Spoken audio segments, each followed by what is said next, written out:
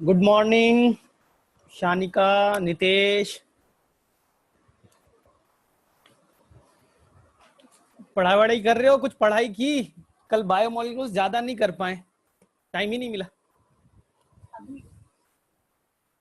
ठीक है, तो आज मैं डाल दूंगा एक एंजाइम के ऊपर नोट्स ना, सिंपल फॉर्म में। लेकिन एनसीईआरटी अच्छे से करो, मेन चीज है। मैं बार बार ज्यादा नोट्स प्रिफर नहीं कर रहा हूँ। मेन चीज है बेटा एनसीईआरटी, एनसीईआरटी के वर्ड्स। तो अब मुझे फटाफट बताओ, पहले प्लांट फिजियोलॉजी का वापस से डाउट करते हैं। अभी तो कम बच्चे आए हैं, फिर हम लोग बायोमोलिक्यूल्स के डाउट में इंटर करेंगे। तो फिलहाल के लिए हम लोग थोड़ा सा प्लांट फिजियोलॉजी के वापस से डाउट को कर ले। तो तुम्हारे पास टाइम है, जितना डाउट पूछ सकते हो। ठीक है,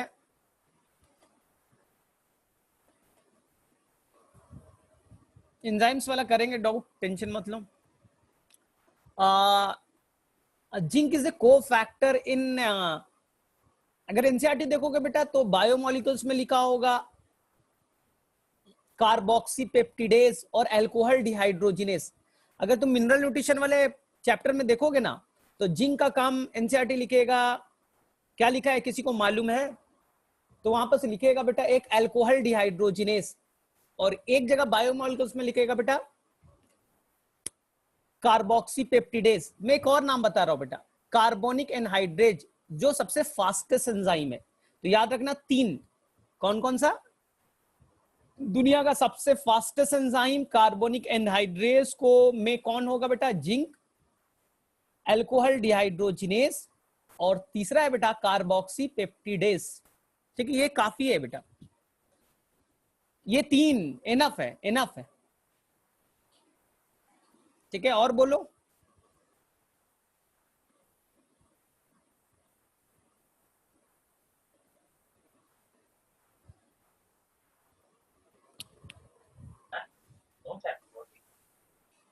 अभी अनम्यूट भी हो, ज्यादा बच्चे नहीं है तो डायरेक्टली बोल भी सकते हो। हाँ बोल दो, लिखने में टाइप करने में थोड़ा सा टाइम लगता है।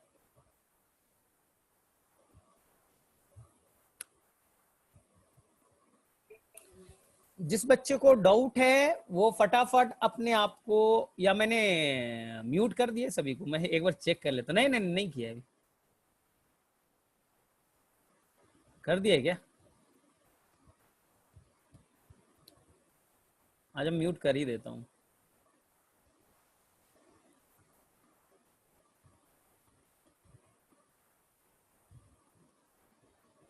गुड मॉर्निंग, फटाफट बेटा बताओ, फटाफट हमें डाउट्स करना है, टाइम वेस्ट नहीं आज। अगर आपने पढ़ा होगा प्लांट फिजियोलॉजी, तो प्लांट फिजियोलॉजी में कोई डाउट्स हो, सेल वाले चैप्टर में जो हमने पढ़ा उसमें कोई डाउट्स हो, या कल हमने एंजाइम स्टार्ट किया उसमें कोई डाउट हो,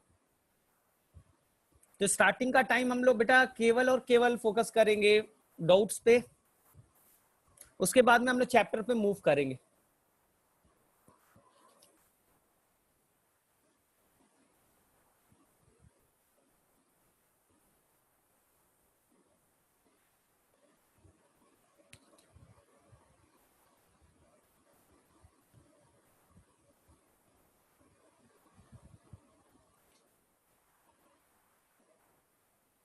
नहीं है किसी को डाउट?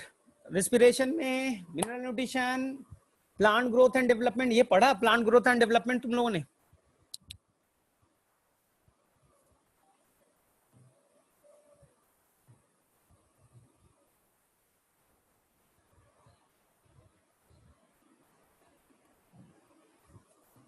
बेटा टॉपिक में नहीं है थिग्मोट्रोपिज्म। थिग्मो मतलब क्या होगा बेटा?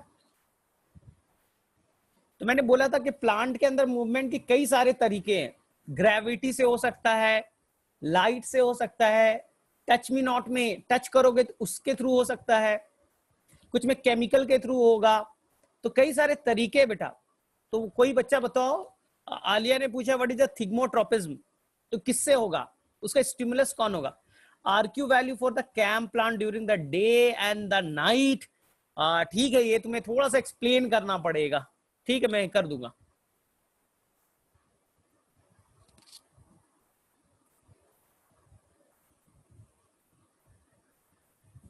ठीक है, तो देखो थिग्मो touch, thigmotropism,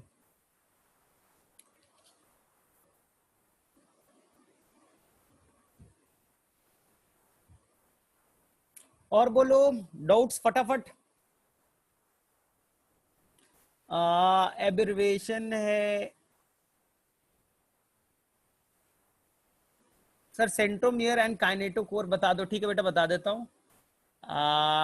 Ashmita good morning sir, एक बात हेट्रोफिली बता दीजिएगा। ठीक है बेटा, आर्या हेट्रोफिली बताना है, और तुम्हें बताना है क्या बेटा, भूलिए nature of enzyme action topic explain कर दो। अभी एंजाइम 10 मिनट्स में एक्सप्लेन ही कर दूंगा सारा चीज।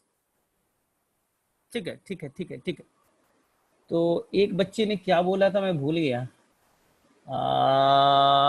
ठीक है, R Q value, movement touch, abbreviation, ठीक है, नेचर ऑफ एंजाइम, एक बार हेट्रोफिली, सेंट्रोमियर एंड काइनेटोकोर। देखो ये बेटा क्रोमोसोम, तो क्रोमोसोम में ये पार्ट जो है ये कहलाएगा बेटा सेंट्रोमियर, जो ड्राइवर है। ड्राइवर का मतलब क्या होता है बेटा, डायरेक्शन देना। क्रोमोसोम किधर जाएगा बेटा, सेल डिवीजन के बाद में क्रोमोसोम के पास में दो ऑप्शन है, वो किस पोल की तरफ जाना पसंद करेगा, तो वो डायरेक्शन देने का काम करेगा बेटा सेंट्रोमियर। इस सेंट्रोमियर से आर्म्स अटैच हैं, this arms is called chromatid, is called chromatid. ठीक, सेंट्रोमियर के ऊपर में, सेंट्रोमियर के ऊपर में कुछ प्रोटीनेशियस डिस्क लाइक स्ट्रक्चर है, इसे कहेंगे बेटा काइनेटोकोर। ये ब्लू वाला काइनेटोकोर, रेड वाला बेटा सेंट्रोमियर ना। तो बोलेंगे काइनेटोकोर का काम सर, तो बोलेंगे उससे बाइंड करेगा spindle fibre, spindle fibre will bind with the kinetochore. तो आई थिंक प्रिया या किसी ने पूछा था, मेरे में से क्लियर हो गया होगा। ठीक है, आई थिंक क्लियर हो गया। अब मुझे हेट्रोफिली बताना है, इसलिए बोल रहा हूँ ना, फटाफट सबको अपना अपना डाउट तो लो। Kinetochore is attached to the spindle fibre, correct है बेटा। ठीक है ठीक है, हेट्रोफिली मैंने सिंपल बताया था बेटा, धनिया पत्ता, अगर उसके लीफ को देखोगे बेटा, तो अगर वो यंग स्टेज में होगा बेटा, जुवेनाइल स्टेज में होगा, तो लीफ इस तरह के होंगे ना। लेकिन यही बेटा, यही लीफ जब एडल्ट फेज में पहुंचेगा बेटा, तो उसके लीफ ऐसे हो जाएंगे ना। तो दोनों एक ही प्लांट है बेटा, लेकिन यंग फॉर्म में उसको उस दौरान, उस कंडीशन में अपने आप को अडेप्ट करने के लिए अपने लीफ को अलग शेप में मेंटेन करना है। लेकिन एडल्ट फेज में उसे फोटोसिंथेसिस ज्यादा करना है, लीफ के एरिया को बढ़ाना है, इसलिए अपने लीफ को क्या कर लिया बेटा, शेप को चेंज कर लिया। तो प्लांट के अंदर एबिलिटी है वो डेवलपमेंट के दौरान अपने लीफ को डिफरेंट तरीके से चेंज कर सके। जैसे मैंने बटर कप का बोला था, ये बेटा पानी के अंदर, पानी के अंदर में जो बटर कप का जो लीफ होगा बेटा, वो डाइसेक्टेड होगा। किस लिए बेटा, क्योंकि वाटर करंट, जो तेज पानी बहेगा बेटा, तो लीफ को डिग्रेड ना करे, फाड़ ना दे, डिग्रेड ना हो ना, उसे नुकसान ना पहुंचे। लेकिन जो पोर्शन बेटा लीफ का एयर पे होगा बेटा, एवं वाटर होगा, उसके लीफ को देखो बेटा बड़े साइज के हैं, क्योंकि जितना बड़ा साइज होगा फोटोसिंथेसिस ज्यादा करेगा। तो देखा आपने, ऊपर में लीफ अलग है, अंदर के लीफ अलग है, एक ही प्लांट में पानी के नीचे और पानी के ऊपर अलग अलग साइज के शेप के लीफ मिल रहे हैं, इसी को कहते हैं बेटा हेट्रोफिली।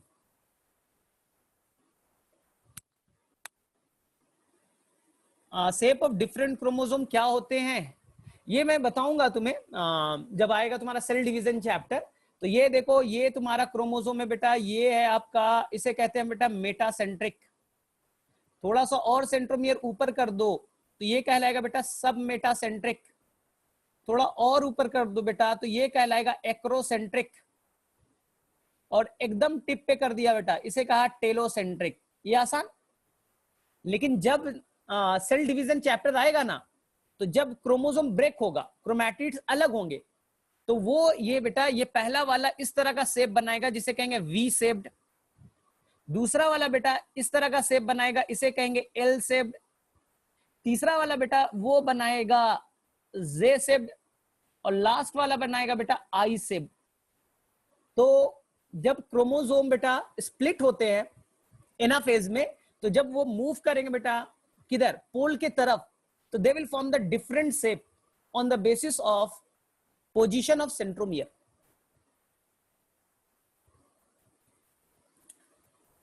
ठीक है मानसी, ठीक है बेटा, अभी बता रहा प्रोटीन वाला पार्ट बता दीजिए। ठीक है, मैं वापस से बता दे रहा हूं। पेरी न्यूक्लियर स्पेस आसान, ये बेटा न्यूक्लियस है, तो न्यूक्लियस में 2 मेम्ब्रेन ना, तो ये 2 न्यूक्लियर मेम्ब्रेन के बीच का खाली जगह दिख रहा है, ये येलो वाला, इसी को कहेंगे बेटा perinuclear space. 2 nuclear membrane के बीच का space perinuclear space, correct. और बोलो फटाफट, लाइट क्वालिटी, फोटोसिंथेसिस के लिए कौन सी लाइट चाहिए बेटा?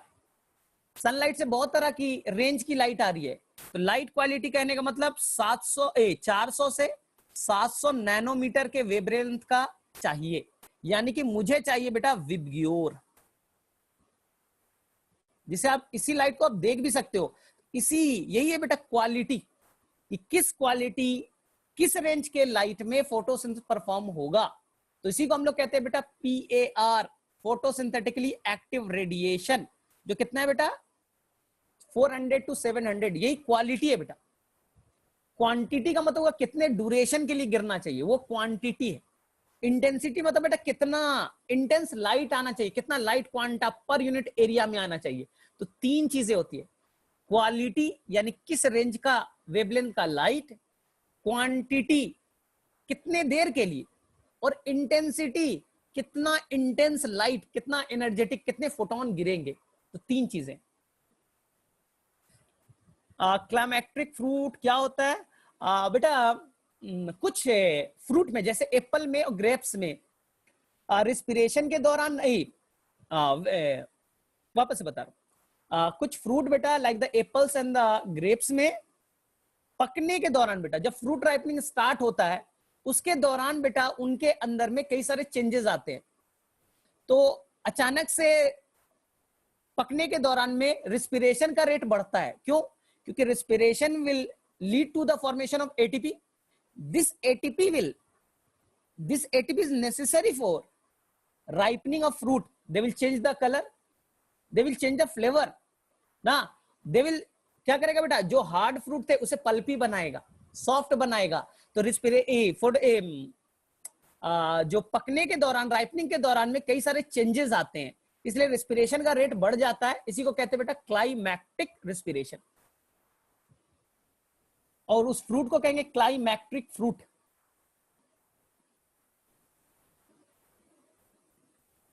सीड डॉर्मेंसी, बेटा जिस दिन से सीड बना, और जब तक जर्मिनेट ना करे, मान लो 1 जनवरी को सीड बना बेटा, और 15 अगस्त तक सीड जर्मिनेट नहीं कर रहा है, बोले सर क्यों? कई कंडीशन एनसीईआरटी में एक्सप्लेन किया है। बाहर का इन्वायरमेंटल एक्सट्रिंसिक कंडीशन, बाहर में सफिशिएंट पानी नहीं है, बाहर में टेम्परेचर नहीं है बेटा, बाहर का फैक्टर, अंदरूनी फैक्टर बेटा एम्ब्रियो वेल डेवलप नहीं है, सीड कोड हार्ड है, या उसके अंदर एब्सिसिक एसिड या पारा स्कॉर्बिक एसिड मौजूद है बेटा, इसलिए सीड 1 जनवरी से 15 अगस्त तक जर्मिनेट नहीं कर रहा है। इसी को क्या कहेंगे बेटा? Seed dormancy. तो ये बेटा 8 महीने का जो टाइमिंग है, तो बोले ये डॉर्मेंट फेज में है। तो जब से बनना और जब तक जर्मिनेट ना होना, इस टाइम पीरियड को कहेंगे बेटा कि डॉर्मेंसी, डॉर्मेंट फेज में बैठा है। तो उसके कई सारे रीजन हो सकते हैं। तो आप अगर उस कंडीशन को ठीक कर दो तो सीड डॉर्मेंसी जल्दी खत्म हो जाएगी, और वो अगस्त के जगह पे वो मार्च अप्रैल में ही वो सीड जर्मिनेट कर सकता है। अगर आप सीड कोट को पतला कर दो, जिब्रेलिक एसिड का छिड़काव कर दो। जैस्मोनिक एसिड का तो बेटा एनसीईआरटी में नहीं है, ये ग्रेजुएशन में पढ़ना होता है, और मुझे भी क्लियर नहीं मालूम है। आर्या मैम, अच्छा ठीक है, मैं आज उन्होंने किया था, 1 मिनट मैम, चेंज कर रहा हूं मैं। हाँ चेंज कर दिया।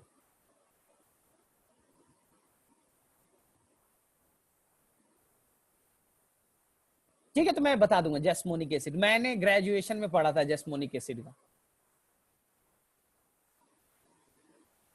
ठीक है, और बोलो किसी को, फटाफट बोलो बच्चे।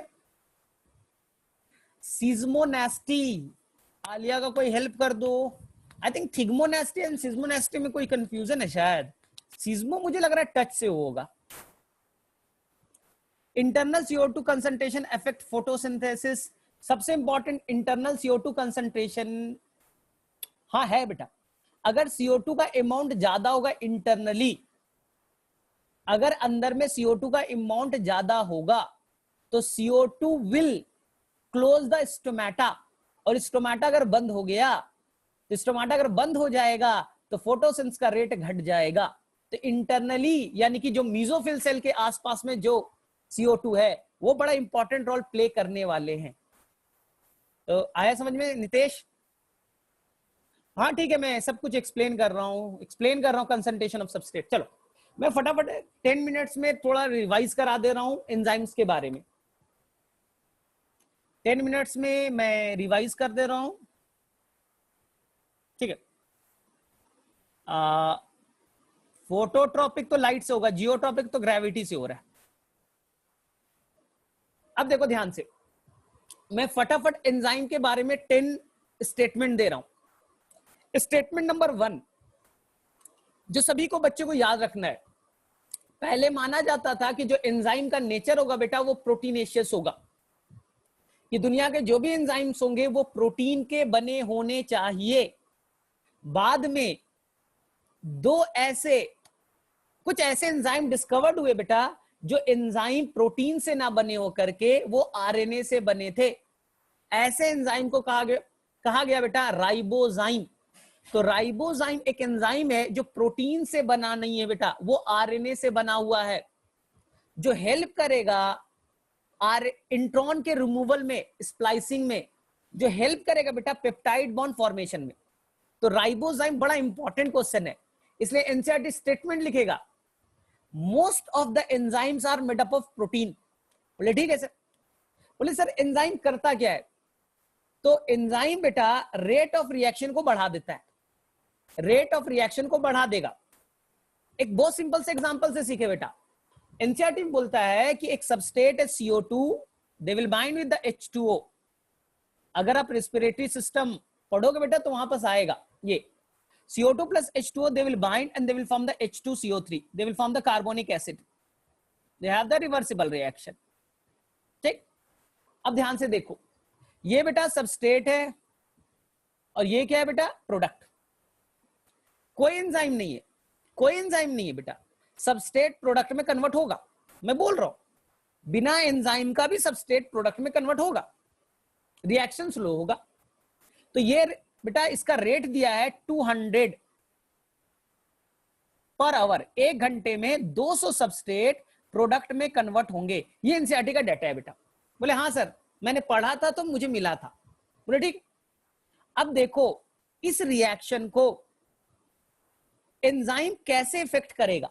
तो दुनिया का सबसे फास्टेस्ट एंजाइम है जिसका नाम है बेटा कार्बोनिक एनहाइड्रेस। क्या नाम है बेटा? Carbonic anhydrase. कार्बोनिक एनहाइड्रेस बोलेगा कि मैं इसी रिएक्शन को बेटा, इसी सबस्ट्रेट को इसी प्रोडक्ट में कन्वर्ट करूंगा, लेकिन मैं फास्ट करूंगा। बोले कैसे? मैं एक्सप्लेन करूंगा। फास्ट कितना करोगे भाई? तो बोलता है एनसीईआरटी बेटा 10 मिलियन टाइम, 10 मिलियन टाइम्स बेटा, 10 मिलियन मतलब 1 करोड़ टाइम्स बढ़ा देंगे। और 1 सेकेंड में बेटा, 1 सेकेंड में मैं इसी सबस्ट्रेट को प्रोडक्ट में कन्वर्ट करूंगा 6 लाख, 6 लाख बेटा 1 सेकेंड में 6 लाख को कन्वर्ट करेगा। तो आप मिनट में निकाल सकते हो, 1 सेकेंड में 6 लाख हुआ, तो 60 सेकेंड यानी 1 मिनट में निकाल लोगे बेटा। उसके बाद में फिर से 60 से मल्टीप्लाई कर दो तो 1 घंटे में कितना कन्वर्ट करेगा। तो एंजाइम अगर डालोगे तो 1 घंटे में कितना हुआ, और एंजाइम नहीं था तो कितना था बेटा 200। तो एनसीईआरटी बोलता है 10 मिलियन टाइम, 10 मिलियन टाइम वो रेट ऑफ रिएक्शन को बढ़ा देगा। तो एंजाइम का काम है बेटा कि वो रिएक्शन को एक्सिलरेट करता है, बढ़ाता है कई गुना ना, विदाउट यूटिलाइजिंग। कहने का मतलब बेटा यहां कार्बोनिक एनहाइड्रेस है, इसने सबस्ट्रेट को पकड़ा, प्रोडक्ट में कन्वर्ट हो गया, वापस से फ्री हो गया, वापस से फ्री है। जैसे मैंने कल आपको एग्जांपल दिया था बेटा मैरिज ब्यूरो का। मैरिज ब्यूरो वाले शादी करा देते हैं, खुद शादी नहीं करते, बहुत सारे अनमैरिड हैं मैरिज ब्यूरो वाले। तो बोले सर आप लोग तो शादी कराते हो, खुद नहीं शादी कर रहे। मैं तो कैटलिस्ट हूं, मैं सबस्ट्रेट को प्रोडक्ट में कन्वर्ट कर दूंगा, अनमैरिड को मैरिड बना दिया, लेकिन मैं यूज नहीं होऊंगा क्योंकि मैं दूसरी शादी भी तो करानी है। इसलिए तुमने देखा होगा बेटा हार्मोन की कमी होती है, जनरली हार्मोन की कमी हो जाती है, तो ये हो गया, डायबिटीज हो गया, तो ये हो गया। एंजाइम की जनरली कमी नहीं होती क्योंकि एंजाइम यूटिलाइज नहीं होता बेटा। और हर सेल एंजाइम बेटा, हर सेल अपना अपना एंजाइम बनाएगा। हार्मोन बेटा कहां बना था? तो सर पिट्यूटरी ग्लैंड में बना था, वहां से चल करके कहां आया? FSH LH कहां आ रहा है बेटा? टेस्टिस ओवरी में। वहां से चला बेटा पिट्यूटरी ग्लैंड से कहां आया बेटा? TSH thyroid stimulating hormone. लेकिन एंजाइम में ऐसा नहीं है, एंजाइम भारी होते हैं, मॉलिक्यूलर वेट ज्यादा होता है, इसलिए वो ज्यादा दूर माइग्रेट नहीं करेंगे। तो सब सेल को बोला गया अपना अपना एंजाइम बनाना, दूसरे के भरोसे नहीं रहना है। तुम ग्लाइकोलाइसिस कर रहे हो, अपना एंजाइम बनाओ, बगल वाला सेल अपना बनाएगा भाई, तुम किसी से एक्सचेंज नहीं करना। तो एंजाइम का मॉलिक्यूलर वेट ज्यादा होता है, हर सेल अपना अपना एंजाइम बनाएंगे और ये लॉन्ग ट्रैवल नहीं करेंगे। क्लियर है? तो थोड़ा बहुत होगा कि भाई पैंक्रियास से पैंक्रेटिक जूस बना वहां तक गया, ऐसा नहीं कि पिट्यूटरी ग्लैंड ब्रेन से चला और जा रहा है बेटा ओवरी तक। हार्मोन में और इसमें हार्मोन की कमी हो सकती है आपके अंदर में, एंजाइम की कमी नहीं होगी क्योंकि एंजाइम यूटिलाइज नहीं होता। चलो ठीक है, अब नेक्स्ट पार्ट आओ बेटा। किसी बच्चे को कंफ्यूजन ये था कि सर आपने ये बताया था माइकोराइजा सिम्बायोटिक एसोसिएशन, बेटा हम लोग अभी पढ़ रहे बेटा एंजाइम, तो बेटा अभी थोड़ा सा फोकस कर लो एंजाइम पे, बता दूंगा लेकिन दूसरे लोग डिस्टर्ब हो जाएंगे बेटा। तो हमारा प्लांट किंगडम बचा है, टेंशन मत लो, ठीक है मानसी? चलो, अब मैंने बोला था बेटा पिछले क्लास में कि एंजाइम किस चीज से बना है, तो बोलेंगे सर एंजाइम दो तरह के, कुछ एंजाइम केवल प्रोटीनेशियस पार्ट से बने हैं, इसे कहेंगे simple enzyme, only proteinaceous part, simple enzyme. लेकिन कुछ एंजाइम बेटा केवल प्रोटीन से नहीं बने हैं, प्रोटीन के साथ में जुड़ा है ये येलो वाला पार्ट, कलर चेंज करता हूं, ये येलो वाला पार्ट बेटा इसे कहेंगे कॉन्जुगेटेड एंजाइम, जो किसी के मिलने से बना है। तो बोले कॉन्जुगेटेड एंजाइम के कितने पार्ट्स? तो मुझे दो पार्ट्स दिख रहा है, एक ब्लू वाला पार्ट है जो प्रोटीनेशियस है बेटा, इसे कहेंगे एपो एंजाइम, और जो येलो वाला है बेटा उसे कहेंगे कोफैक्टर। दोनों मिल गया बेटा, दोनों मिल गए, एपो एंजाइम प्लस कोफैक्टर। कल क्वेश्चन बनाया होगा तो ये मिला होगा ना, होलो एंजाइम कहेंगे। अब बोला जाएगा सर कोफैक्टर क्या है, तो बोलेंगे कोफैक्टर एक छोटा सा सब्सटेंस है बेटा, देखो येलो वाला छोटा बनाया है और ब्लू वाला बड़ा बनाया है। येलो वाला बेटा नॉन प्रोटीनेशियस है और ब्लू वाला प्रोटीनेशियस है, तो कोफैक्टर नॉन प्रोटीनेशियस है, साइज में छोटे हैं। और ये कोफैक्टर बेटा दो तरह के, मे बी ऑर्गेनिक और इनऑर्गेनिक, केमिस्ट्री वाला याद कर लो ना, ऑर्गेनिक या इनऑर्गेनिक। अगर वो इनऑर्गेनिक रहेगा तो mainly they are made of the metallic ions, mainly made of बेटा metallic ions, like the zinc, iron, like the cobalt, like the magnesium, like the molybdenum। Organic में बेटा दो ऑप्शन मैंने पिछले क्लास में बताए थे, अगर वो ऑर्गेनिक है और वो बेटा टाइटली अटैच है, हमेशा के लिए अटैच है, भैया तुमसे निकलेंगे नहीं, कोफैक्टर बेटा निकलेंगे नहीं, वहीं रहेंगे चिपके हुए, कुछ भी हो जाए, तो उसे कहेंगे बेटा प्रोस्थेटिक ग्रुप।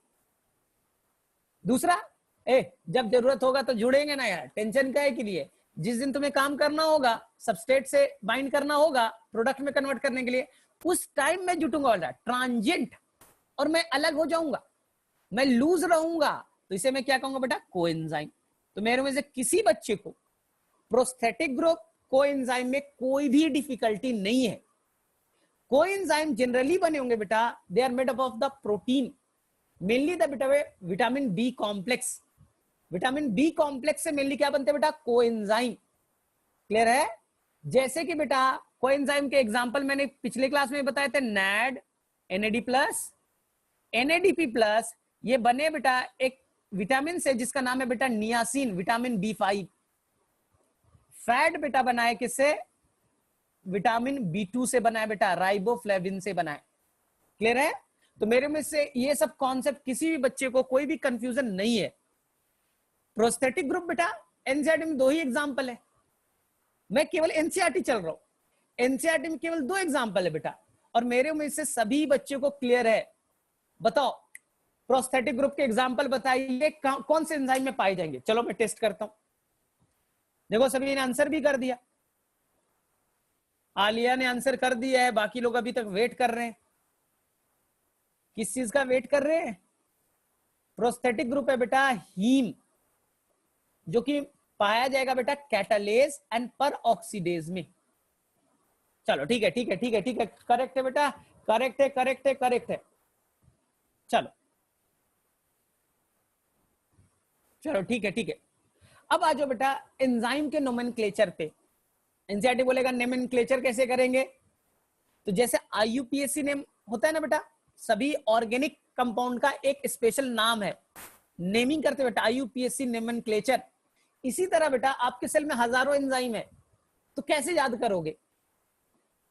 तो बोलेंगे सर कैसे याद करेंगे, तो इसके लिए बेटा बनाया गया, एक दिया गया एंजाइम का स्पेशल नाम ईसी नंबर। सभी एंजाइम का बेटा एक स्पेशल नंबरिंग है बेटा, जिसे कहते हैं एंजाइम कमीशन नंबर।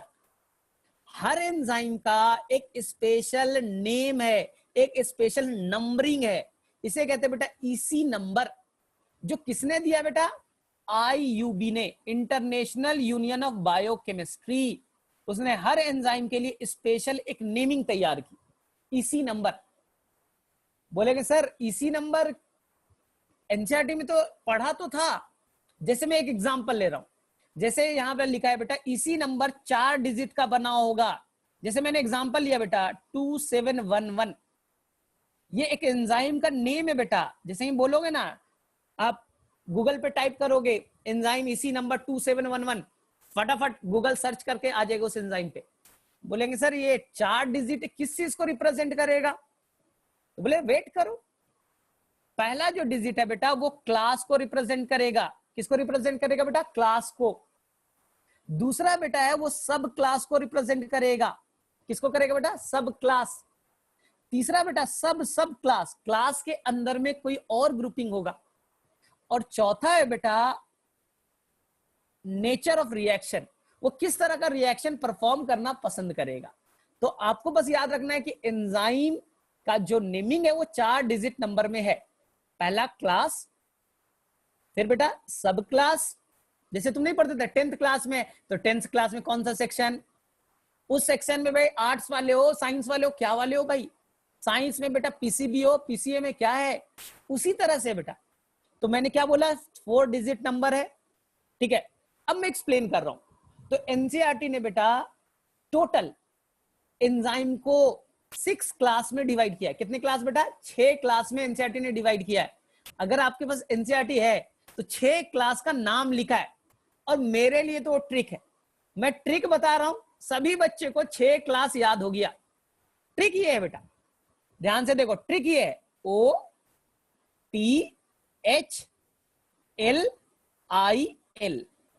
हो गया बेटा, हो गया। 6 क्लास सभी बच्चों को याद हो गए। बोले सर क्या है ये OTHLIL? देखो, O स्टैंड फॉर बेटा ऑक्सीडो रिडक्टेस, ऐसा एंजाइम जो ऑक्सीडेशन या रिडक्शन परफॉर्म करेगा। साइटोक्रोम ऑक्सीडेस, NADH डिहाइड्रोजिनेस, तो जो हाइड्रोजन का जुड़ना या हाइड्रोजन का निकलना, ये भी एक तरह का ऑक्सीडेशन रिडक्शन है ना। इसलिए एनसीईआरटी से बोलेगा ऑक्सीडो रिडक्टेस या डिहाइड्रोजिनेस। आ गया समझ में? जो एंजाइम ऑक्सीडेशन या रिडक्शन रिएक्शन परफॉर्म करेगा या डिहाइड्रोजिनेशन कराएगा या हाइड्रोजन को ऐड करेगा, उसे कहेंगे क्लास नंबर 1 ऑक्सीडो रिडक्टेस या डिहाइड्रोजिनेस। सेकेंड बेटा ट्रांसफिरेस। दूसरा क्या है बेटा? Transferase, transfer of group from one substrate to another. Transaminase याद आ रहा है? एक एमाइनो एसिड से आपने इमाइन ग्रुप उठाया और कीटो एसिड में डाल दिया था, ट्रांस एमिनेशन। एंजाइम का नाम था बेटा ट्रांस एमिनेज। ये सेकेंड क्लास में आ गया बेटा। मेरे वजह से किसी बच्चे को कोई कंफ्यूजन नहीं। ट्रांसफर ऑफ ग्रुप, ट्रांस क्या कहलाएगा बेटा? ट्रांसफिरेस। थर्ड बेटा H4 हाइड्रोलेज, पानी के हेल्प से सबस्ट्रेट तोड़ना। जैसे तुम पढ़ोगे ना बेटा सुक्रेज, सुक्रोज को तोड़ेगा पानी डालोगे तो। माल्टेज, माल्टोज को तोड़ेगा, वाटर ऐड करना पड़ेगा। तो जो भी डाइजेस्टिव एंजाइम है, जो भी डाइजेस्टिव एंजाइम है ना, वो वाटर को ऐड करेंगे तब सबस्ट्रेट को तोड़ेगा। तो most of the hydrolytic enzyme क्या हो गया बेटा, क्लास 3 में हाइड्रोलेस। फोर्थ बेटा लाइएजेस, इसमें बहुत बच्चे कंफ्यूज होते हैं, ये लाइएजेस है। और लास्ट वाला बेटा लाइगेजेस है, तो कंफ्यूज मत होना। बोलेंगे सर लाइएजेस क्या है, इसमें भी सबस्ट्रेट को तोड़ेंगे, इसमें भी सबस्ट्रेट को तोड़ेंगे बेटा, लेकिन पानी नहीं यूज करना, विदाउट वाटर सबस्ट्रेट का तोड़ना लाइएजेस, पानी के हेल्प से तोड़ना हाइड्रोलेजेस। क्लियर है? और ये क्या है बेटा, आई फॉर आइसोमेरेज। आइसोमेरेज जो आइसोमेराइजेशन कराएगा, ज्योमेट्रिकल हो, ऑप्टिकल हो, कोई आइसोमेराइजेशन हो, आइसोमेराइजेशन जो भी कराएगा बेटा उसे क्या कहेंगे, आइसोमेरेज। और लास्ट क्या है बेटा, लाइगेज। लाइगेज मतलब जोड़ना, नहीं पढ़ा था डीएनए लाइगेज, ये वेक्टर डीएनए, एलियन डीएनए जोड़ दिया। तो जो भी आप जोड़ने की बात करोगे बेटा उसे क्या कहेंगे हम लोग, लाइगेजेस। एक सबस्ट्रेट में रुबिस्को, रुबिस्को इज एंजाइम, क्या किया था बेटा, आरयूबीपी को CO2 में जोड़ा। तो जब भी जोड़ने की बात करेंगे तो क्या कहलाएगा बेटा, लाइगेजेस। तो मुझे बताओ किसी बच्चे को नोमेनक्लेचर में कोई प्रॉब्लम है बेटा, किसी बच्चों को बोलो, मैं रिपीट कर दूंगा, किसी भी बच्चों को समझने में कोई भी प्रॉब्लम, हम लोग कितना स्लो चल रहे हैं, लेकिन एक एक चीज याद करो, एक एक चीज सीखो ना, मेन चीज सीखना है। आइसोमेरेज जो आइसोमेराइजेशन कराएगा, ग्लूकोज 6 फॉस्फेट से बना फ्रुक्टोज 6 फॉस्फेट, आइसोमेराइजेशन ही तो है।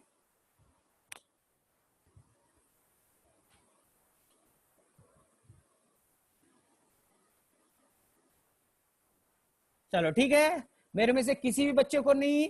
और कितने डिजिट में हम लोग एनसीईआरटी में देखो बेटा, एंजाइम कमीशन नंबर कितने डिजिट का बना है, बोलो फटाफट, how many digit, they are the 4 digit. पहला क्लास को, जो 6 क्लास है बेटा, दूसरा है बेटा सब क्लास, सब क्लास, और चौथा बेटा टाइप्स ऑफ रिएक्शन। चलो ठीक है, ठीक है, करेक्ट है सभी का, यानी समझ में आ गया। नेक्स्ट बेटा देखो ध्यान से, ध्यान से देखो।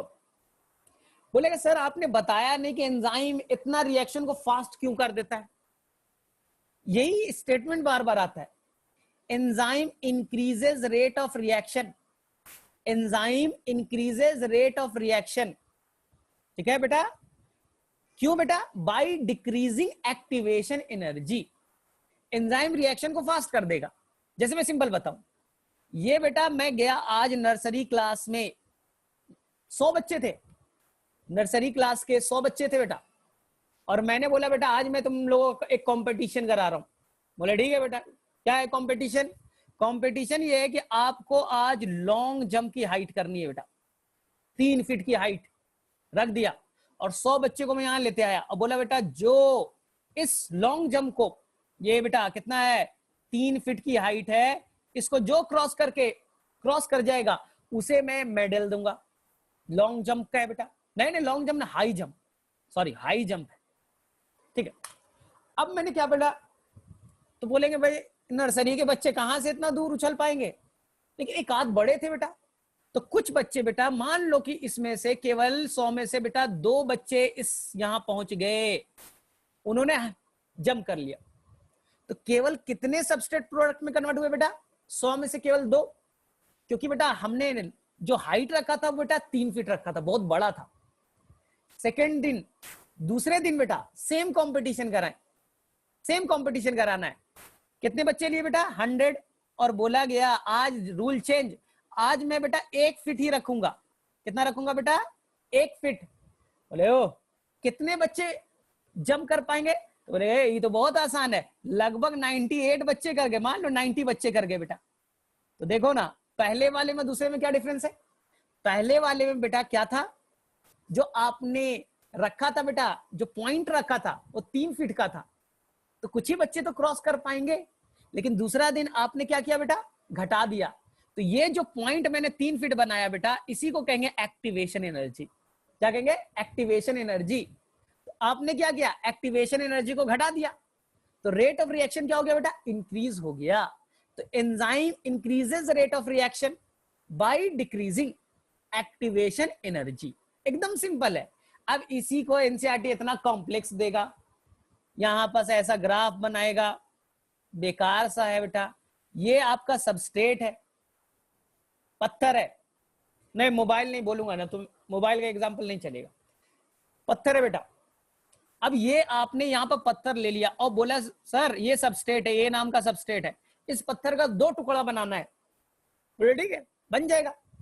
तो अब क्या करोगे बेटा, पत्थर को उठाओगे ऊपर, आप पत्थर को ऊपर उठा के ले जाओगे, यानी कि इस सबस्ट्रेट को आप ऊपर ले गए बेटा, एक हाइट पे ले गए, हाइट हो गया। अब वहां से आप क्या करोगे बेटा, पत्थर को छोड़ोगे, तब तो वो नीचे गिरेगा और ये पत्थर बेटा 2 पार्ट बी एंड सी में टूट जाएगा।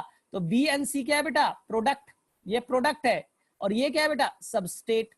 सिंपल सोचो ना, पत्थर को तुम क्या ऐसे ही ढकेल दोगे टूट जाएगा, नहीं, उसे एक प्रॉपर हाइट पे ले जा करके छोड़ना पड़ेगा, वहां से वो गिरेगा तब 2 टुकड़ों में वो टूटेगा।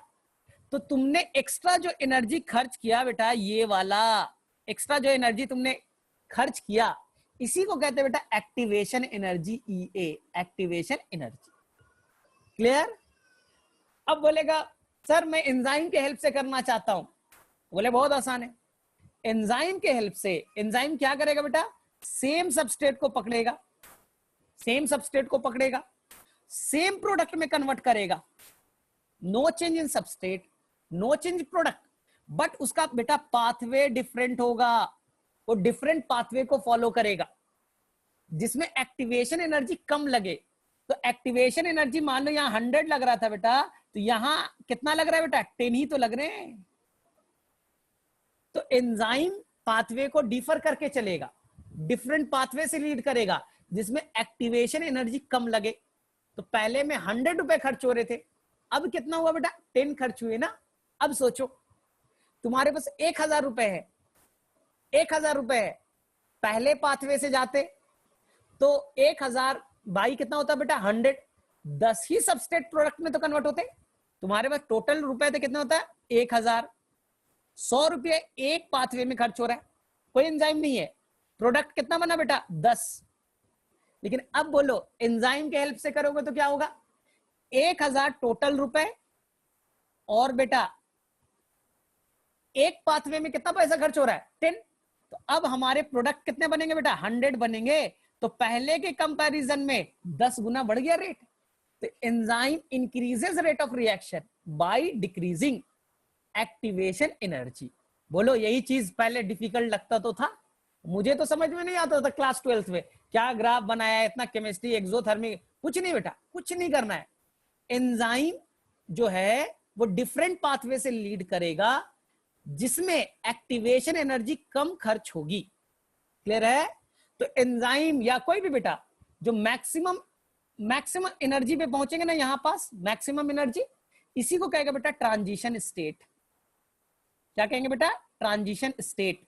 तो ट्रांजिशन स्टेट पहुंचने में जो एनर्जी खर्च होगी उसी को कहते हैं बेटा एक्टिवेशन एनर्जी। अब मुझे बताओ किसी भी बच्चे को इस पार्ट में कंफ्यूजन, किसी भी बच्चे को याद करो, ये पहले डिफिकल्ट लगता था सभी को,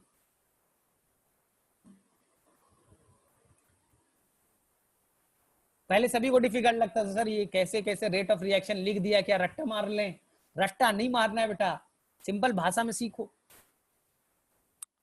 तो कोई भी बच्चा इस पार्ट में कंफ्यूजन नहीं होगा, ठीक है। तो बड़ा पड़ाव हम लोग पूरा कर लिया, चलो ठीक है, ठीक है, ठीक है, ठीक है, क्लियर है बेटा, क्लियर है। दीपाली इसमें क्या एक्सप्लेन करना है बेटा, मैंने बच्चों वाला एग्जांपल लिया था, तुम्हें मैं बोल रहा हूं बेटा 3 फीट की हाइट को कूदना है, तो तुम बोलोगे सर बहुत डिफिकल्ट, नहीं कूद पाऊंगी।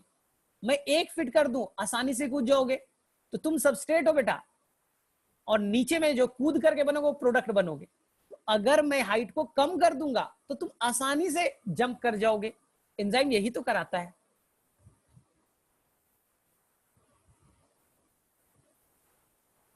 ठीक है, मेरे में से बच्चों क्लियर है सभी को? चलो अब हम लोग नेक्स्ट कॉन्सेप्ट की तरफ मूव करें। नेक्स्ट कॉन्सेप्ट ये है बेटा, ध्यान से देखो, एंजाइम का सारा पार्ट सबस्ट्रेट से बाइंड नहीं करेगा। बोले क्या सर? एंजाइम का सारा पार्ट सबस्ट्रेट से बाइंड नहीं करता। एंजाइम तो देखो बेटा, ये प्राइमरी स्ट्रक्चर है। ये एंजाइम किस फॉर्म में होता है बेटा? Tertiary structure of protein. तो देखो बेटा, टर्शरी में देखो एनसीईआरटी ने क्या लिखा? They will crisscross. एक बेटा, एक स्ट्रक्चर आपस में क्रिस क्रॉस करेगा, ओवरलैप करेगा, एंड इस ओवरलैपिंग से बेटा कुछ पॉकेट्स क्रिएट होंगे। They will form the few pockets. This pockets is known as बेटा, दिस पॉकेट जो बना, इसी को कहेंगे बेटा एक्टिव साइट। सिंपल। मैंने क्या बोला अभी तक? एंजाइम प्रोटीन वाला पार्ट ये आपस में फोल्ड कर रहा है, फोल्ड कर रहा है, फोल्ड कर रहा है, फोल्ड कर रहा है बेटा। अब फोल्डिंग से यहां पर कुछ पॉकेट्स बने, एनसीईआरटी बोलेगा they will form the few pockets. This pockets is known as active site, जहां पर सबस्ट्रेट जाके फिट होगा। एक्टिव साइट हो सकता है एक हो, दो हो, चार हो, पांच हो, ये डिपेंड करेगा बेटा। ऐसा नहीं है एक एंजाइम में एक ही एक्टिव साइट होगा, दे विल डिपेंड। क्लियर है ना? तो मैं मान के चलता एक ही है बेटा, सिंपल समझो। बोले ठीक है सर। इस एक्टिव साइट से कौन बाइंड करेगा बेटा? सबस्ट्रेट। प्रॉब्लम ये है कि एंजाइम को पढ़ने की दो कहानियां। कहानी नंबर वन, ये बेटा एंजाइम है, और ये बेटा आपका ये क्या है बेटा? Active site. ये रेड वाला है बेटा एक्टिव साइट। ठीक। अब एक साइंटिस्ट है बेटा, ठीक है, उन्होंने दिया एक थ्योरी बेटा जिसका नाम है लॉक एंड की थ्योरी। बोले ये क्या है सर? ताले और चाबी का कहानी। जैसे कि एक ताला स्पेशल चाबी से ही तो खुलेगा। तुम्हारे घर का जो लॉक लगा है बेटा, मैं अपना की लगा दूं तो खुलेगा? बोले नहीं खुलेगा सर। न तो फिर किसी का भी बेटा 4 व्हीलर लगा रहता, कोई भी जाके खोल लेता। बोले हाँ सर, सबका अलग अलग है, सभी 4 व्हीलर है, सबका अपना अपना लॉक है, उसी के की से खुलेगा। इसी तरह से एंजाइम हाईली स्पेसिफिक नेचर के, स्पेशल की से स्पेशल लॉक खुलेगा। तो यहां पर से बेटा, यहां पास स्पेशल, ये देखो बेटा, ये सबस्ट्रेट है, ये सबस्ट्रेट है बेटा। ये सबस्ट्रेट को बाइंड करने के लिए स्पेशल एंजाइम चाहिए। ये नहीं बाइंड कर सकता बेटा। ये देखो, ये सबस्ट्रेट बेटा बी नाम का यहां फिट नहीं हो सकता, केवल ए बाइंड करेगा। हर सबस्ट्रेट को बाइंड करने के लिए स्पेशल स्पेसिफिक एंजाइम चाहिए। जैसे कि एंजाइम है बेटा, सबस्ट्रेट है बेटा माल्टोस, तो एंजाइम केवल काम करेगा कौन बेटा? माल्टेस। आपने स्टार्च खाया तो उसे पेप्सिन थोड़ी तोड़ देगा, ट्रिप्सिन थोड़ी तोड़ देगा। बोले नहीं सर, सिलेवरी एमाइलेस। बोले हाँ। अगर आपने प्रोटीन खाया तो पेप्सिन तोड़ेगा, ऐसा थोड़ी ना कि सिलेवरी एमाइलेस काम करेगा।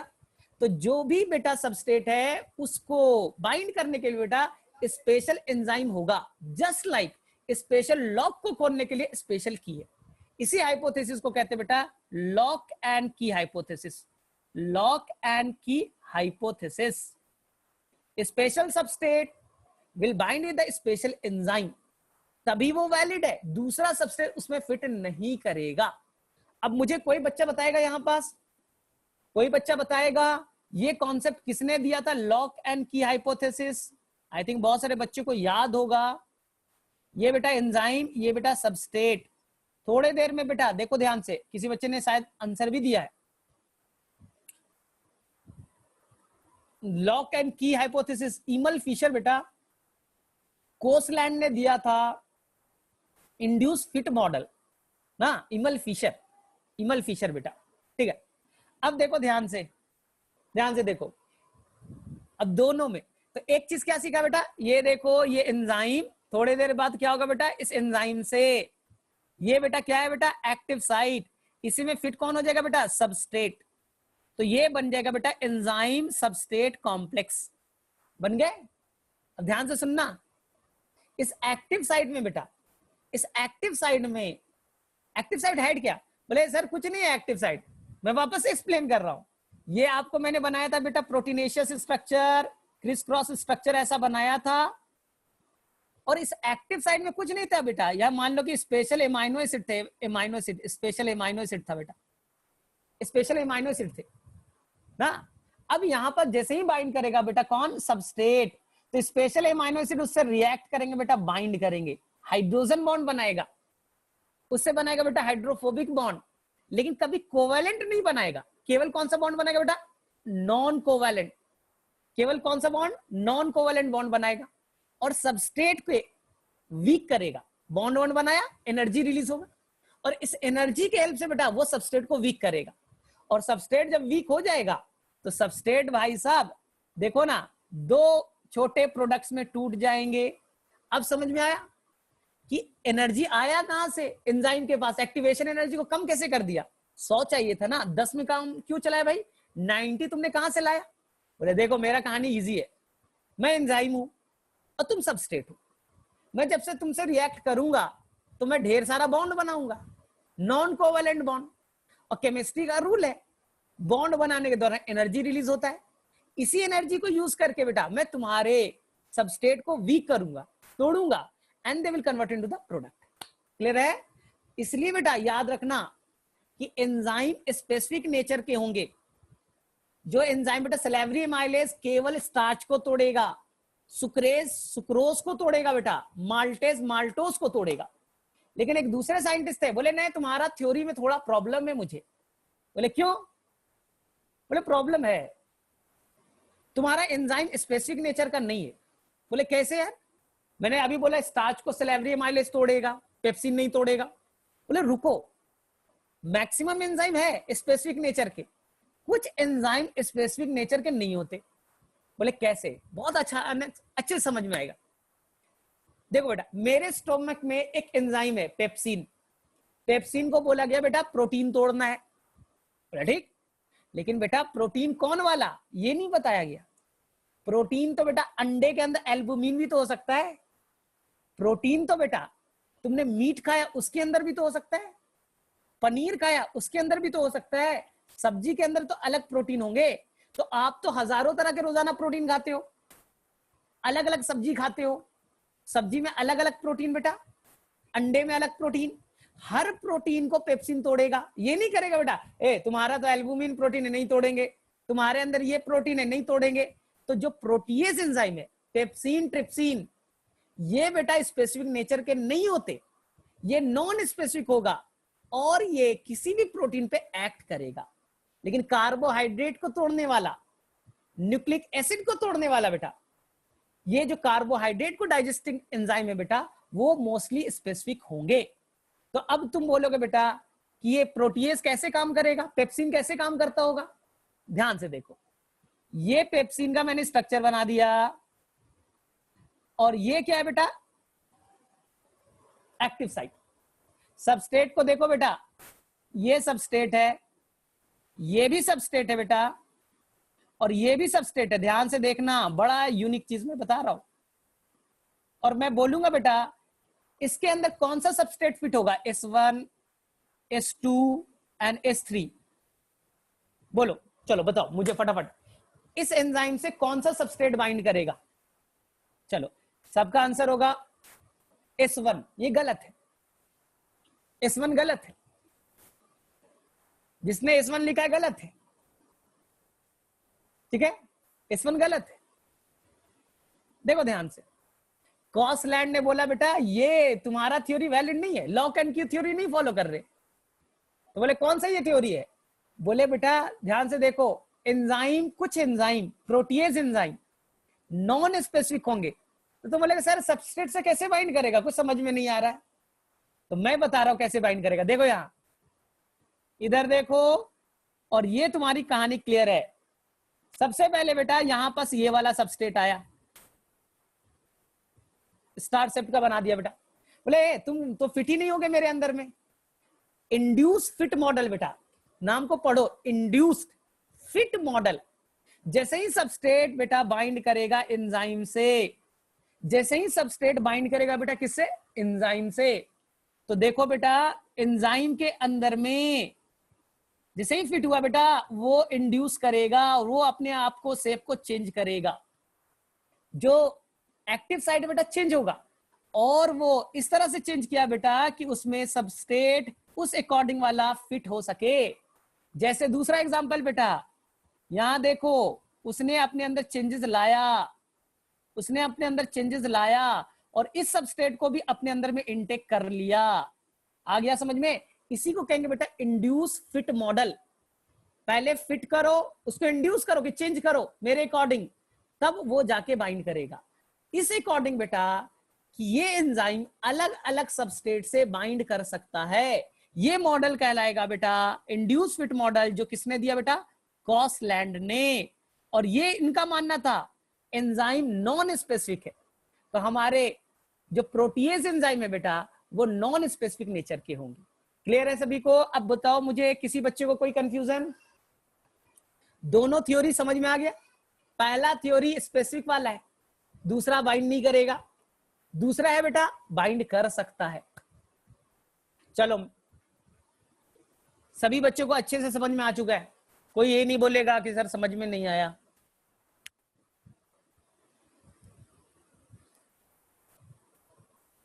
जैसा सबस्ट्रेट आएगा बेटा वैसे अपने में मॉडिफाई करेगा कौन? एक्टिव साइट, और उसके अंदर में एडजस्ट हो जाएगा। ठीक है बेटा?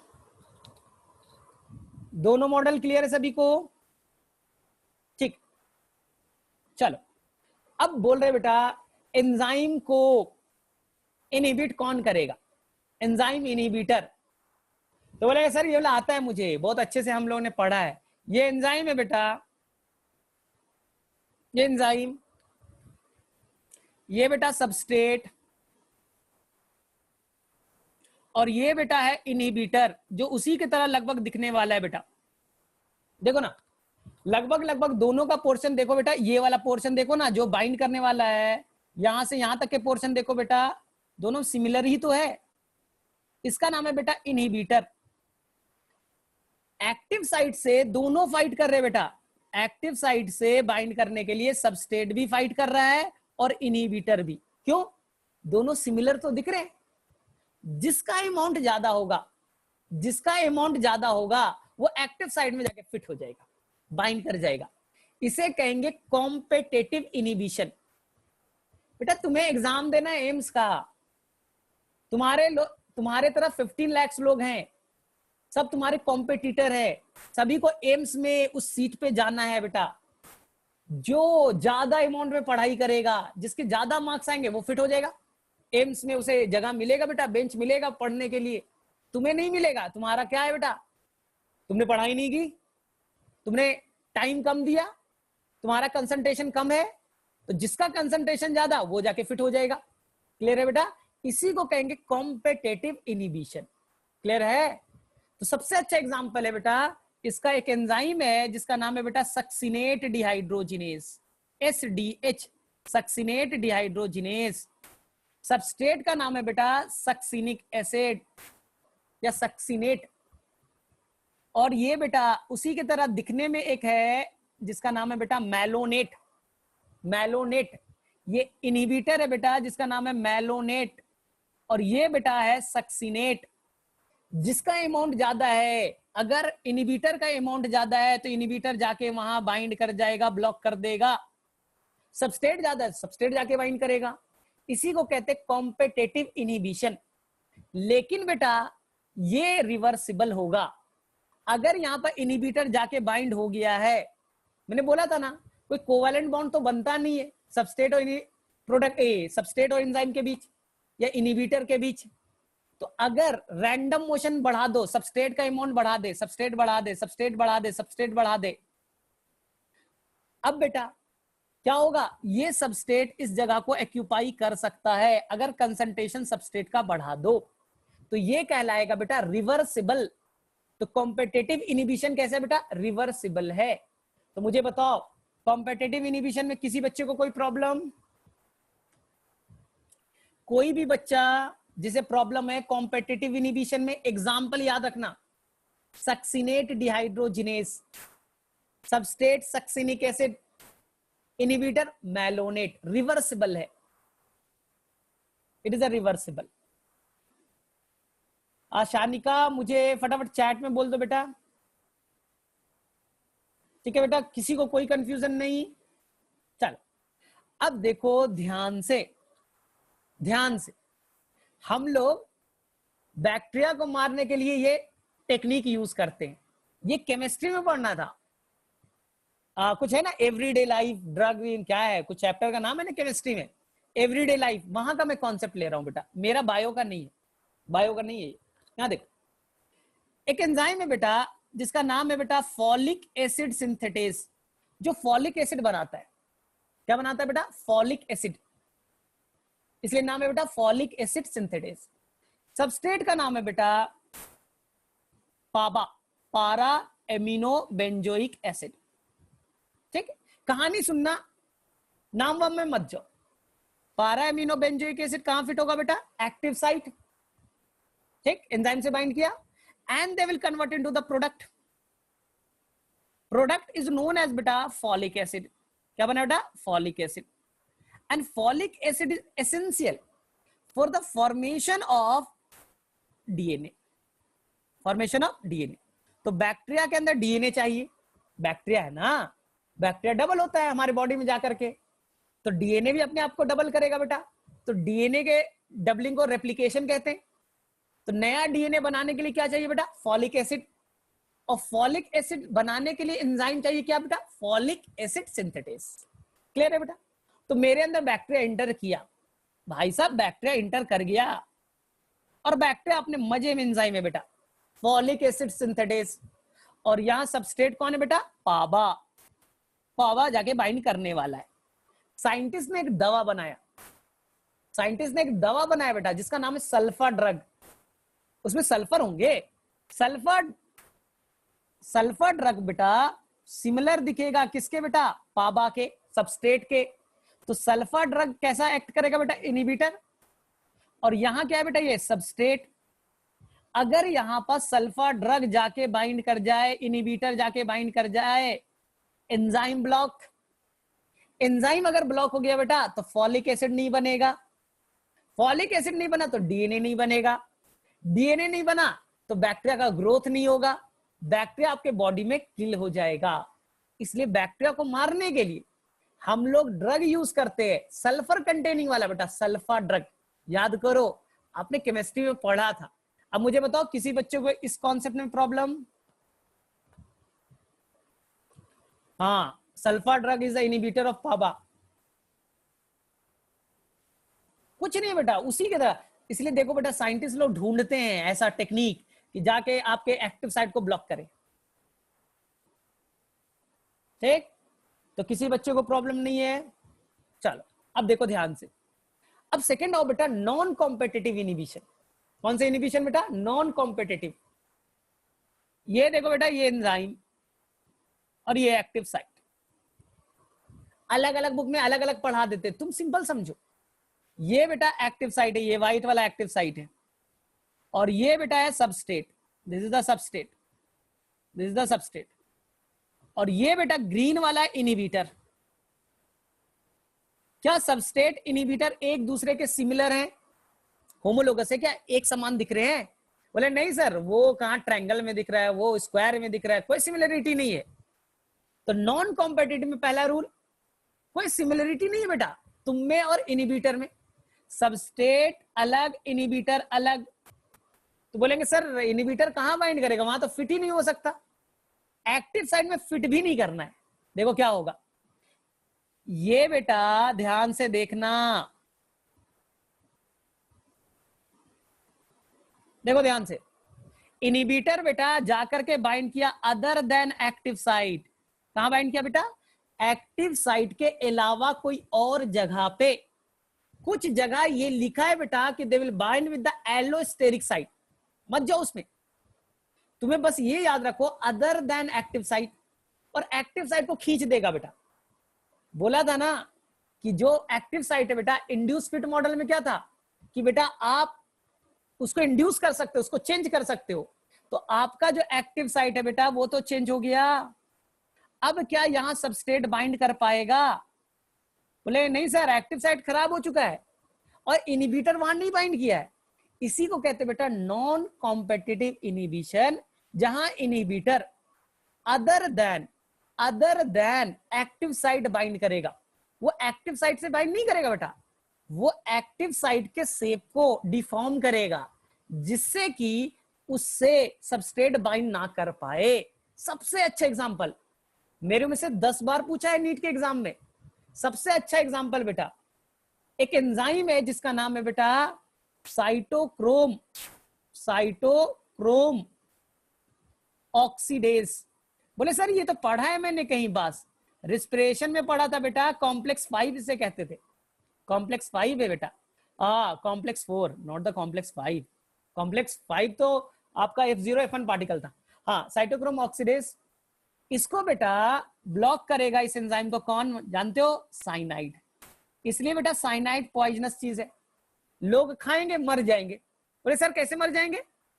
Cyanide will block cytochrome oxidase, और ये इनिबिशन बेटा इरिवर्सिबल है, और रिवर्सिबल नहीं है बेटा। जब तक इनिबिटर बाइंड है एक्टिव साइट तो खराब है। अगर साइटोक्रोम ऑक्सीडेज काम नहीं करेगा, इलेक्ट्रॉन ऑक्सीजन तक नहीं पहुंचेगा, इलेक्ट्रॉन ट्रांसपोर्ट चेन रुक गया, इलेक्ट्रॉन ट्रांसपोर्ट चेन नहीं चलेगा, एटीपी नहीं बनेगा, तुम्हारे अंदर एटीपी नहीं बनेगा, सेल मर जाएगा भाई, पर्सन का डेथ हो जाएगा। तो मुझे बताओ ये अभी तक की कहानी सभी को क्लियर? बेटा तुम बस याद रखो कि हम लोग other than active site bind करेगा, जरूरी नहीं बेटा कि एलोस्टेरिक साइट हो। जहां एलोस्टेरिक साइट होते हैं ना उसे एलोस्टेरिक एंजाइम, अलग एक एंजाइम में पढ़ते हैं। तो मेरे में से क्लियर है? किसी भी बच्चों को कोई कंफ्यूजन नहीं आता?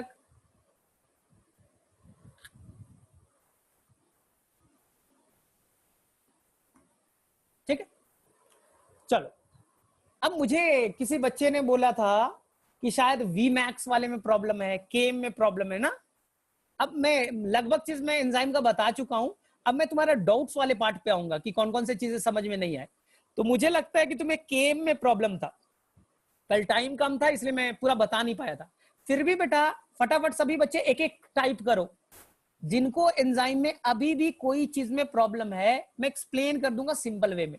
चलो फटाफट सभी बच्चे, एंजाइम वाले में केम में बहुत डिटेल से बताऊंगा, वीमैक्स में डिटेल से बताऊंगा, इसके अलावा कोई पार्ट बेटा फटाफट लिखो मैं एक्सप्लेन कर दूंगा।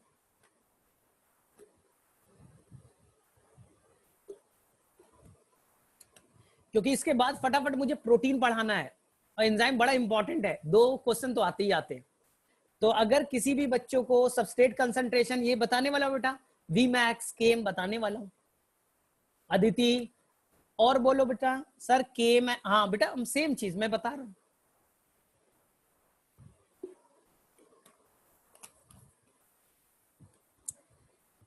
स्प्लाइसियोसोम जो स्प्लाइसिंग कराएगा, इंट्रॉन को हटाएगा, उस कॉम्प्लेक्स को कहेंगे स्प्लाइसियोसोम। उस स्प्लाइसियोसोम बनाने में आरएनए बेस्ड एंजाइम होंगे।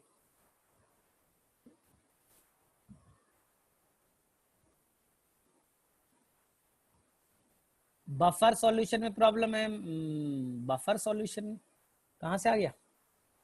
मैंने कहा पढ़ा है बफर सॉल्यूशन? बायो की क्लास चल रही, खुशनूद है, केमिस्ट्री का पूछ रहे क्या?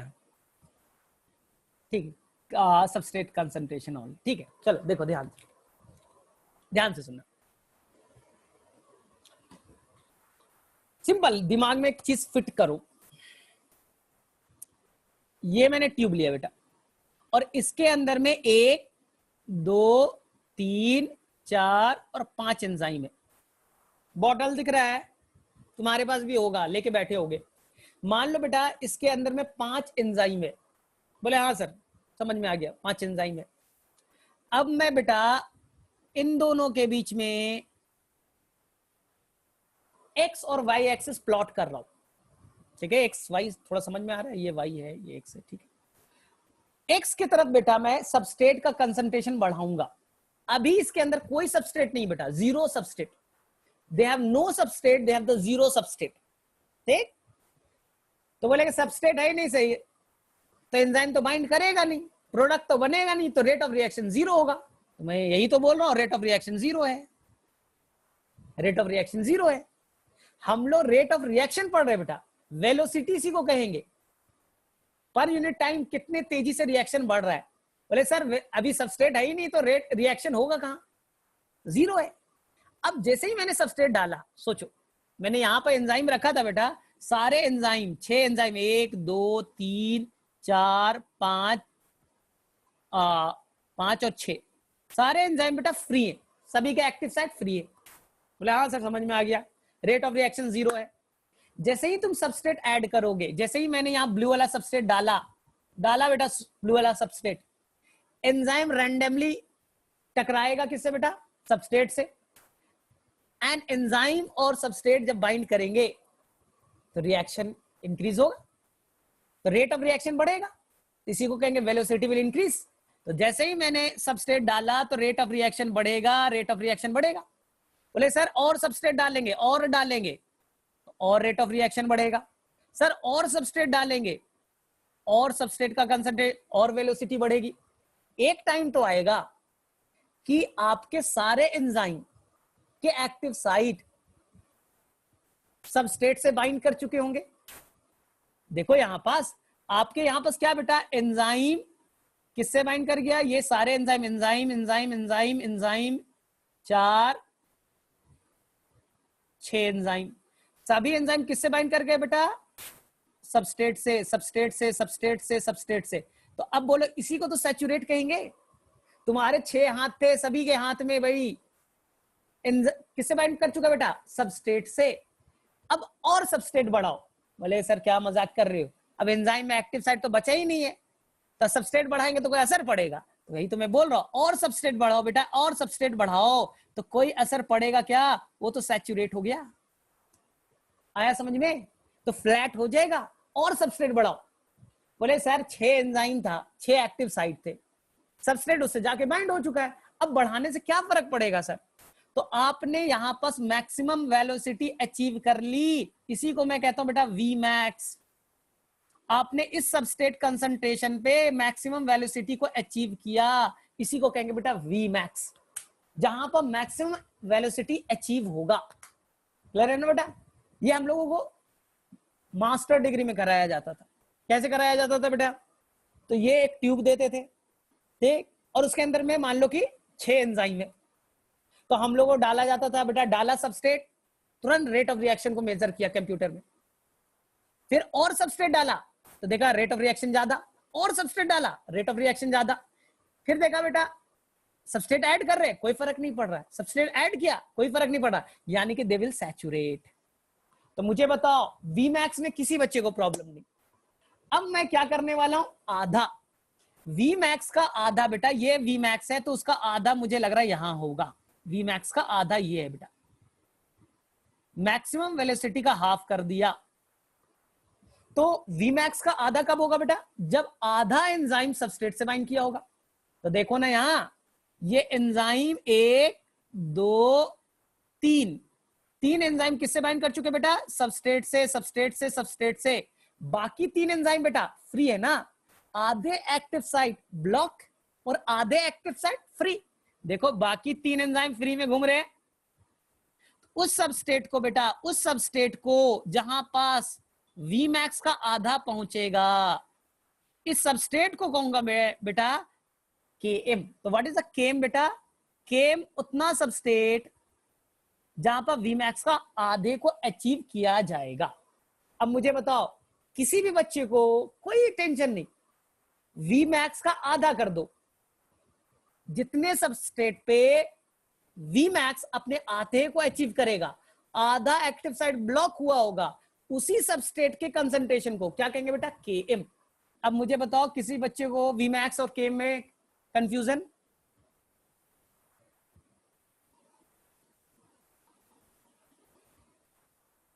किसी बच्चे को बोलो बेटा, कोई कंफ्यूजन नहीं, लॉजिकल है बेटा। कोई फिजिक्स का रोटेशन का थोड़ी ना ग्राफ मैंने बनाया कि बाउंस कर जाएगा। हाँ बता रहा हूं, केम बेटा सबस्ट्रेट निकाल लेंगे, हो गया, ठीक है। तुम्हें कंफ्यूजन अभी होगा बेटा कहां पास, एफिनिटी वाले में। एफिनिटी का भी अलग से ग्राफ बना रहा हूं। चलो ठीक है ठीक है। अब लिखा हुआ रहेगा बेटा केम रिप्रेजेंट क्या करता है, केम का क्या इंपॉर्टेंस है, क्यों बनाया गया केम। केम बताता है बेटा affinity with enzyme, affinity with enzyme. बोले सर ये थोड़ा बाउंस किया, समझ में नहीं आया एफिनिटी विथ एंजाइम। मैं तुम्हें बहुत ही अच्छे से, बहुत ही अच्छे एग्जांपल से समझा रहा हूं और 100% सभी बच्चों को समझ में आ जाएगा। तुम वेट कर, वेट, मुझे मालूम है तुम्हें एफिनिटी वाले में थोड़ी सी प्रॉब्लम है। देखो ध्यान से सुनना, तुम नीट के एग्जाम देने जा रहे हो, 90 क्वेश्चन आएंगे फिजिक्स केमिस्ट्री से, 90 आएंगे बायो से। बहुत सारे बच्चे बेटा मैं पूछता हूँ सर फिजिक्स केमिस्ट्री में प्रॉब्लम है, रोटेशन नहीं बनता, ग्रेविटेशन नहीं बनता, केमिस्ट्री में ये वाला पार्ट नहीं बनता, बायो इजी है। तो देखो ध्यान से, अब सोचो बेटा तुम्हें केवल फिजिक्स केमिस्ट्री यानी 90 क्वेश्चन सॉल्व करना है। 90 क्वेश्चन को सॉल्व करने के लिए तुम्हें कितने बुक्स पढ़ने पड़ेगी। 90 क्वेश्चन मतलब बेटा फिजिक्स केमिस्ट्री यानी कि 360 मार्क्स लाने के लिए तो बोलेंगे सर दो एनसीईआरटी हो गए फिजिक्स के, केमिस्ट्री के, और कुछ साइड बुक हो गया। मान लो कि बेटा 20 बुक्स, 20 बुक्स, मुझे 20 बुक्स पढ़ लिया तो मेरा सारा कॉन्सेप्ट क्लियर हो जाएगा और मैं 360 में 360 फिजिक्स केमिस्ट्री में कर दूंगा। ठीक है बेटा, ग्राफ बनाते हैं। तो ये मैंने बनाया बेटा ग्राफ। इस साइड बेटा, एक साइड में मैं बुक्स लिखूंगा बेटा, बुक्स, ये बेटा सबस्टेट यानी बुक्स, और इधर बेटा तुम्हारा मार्क्स है यानी वेलोसिटी है। अभी तुमने 0 बुक्स पढ़ा, 0 बुक्स पढ़ा तो 0 मार्क्स। ठीक, अब जैसे जैसे तुम बुक्स पढ़ोगे बेटा तो क्या होगा, 2 बुक्स पढ़ा, बोले वो कितने मार्क्स आ गए, 30 मार्क्स, और 2 बुक्स पढ़ा और मार्क्स बढ़ेगा बेटा। एक ना एक टाइम आएगा, ध्यान से देखो, एक टाइम आएगा बेटा जब तुमने सारे बुक्स पढ़ लिए और तुम्हारे मार्क्स कितने आ गए बेटा, 360 मैक्सिमम मार्क्स आ गए। 20 बुक्स, देखो ये बेटा 20 बुक्स तुमने पढ़ा, कितने मार्क्स आ गए बेटा फिजिक्स में, 360 आ चुका है बेटा। अब और बुक पढ़ो तो बोले क्या फर्क पड़ता है सर, मैक्सिमम मार्क्स तो मेरा आ गया है, अब मैं क्या 25 बुक पढ़ लूंगा तो मार्क्स बढ़ जाएगा।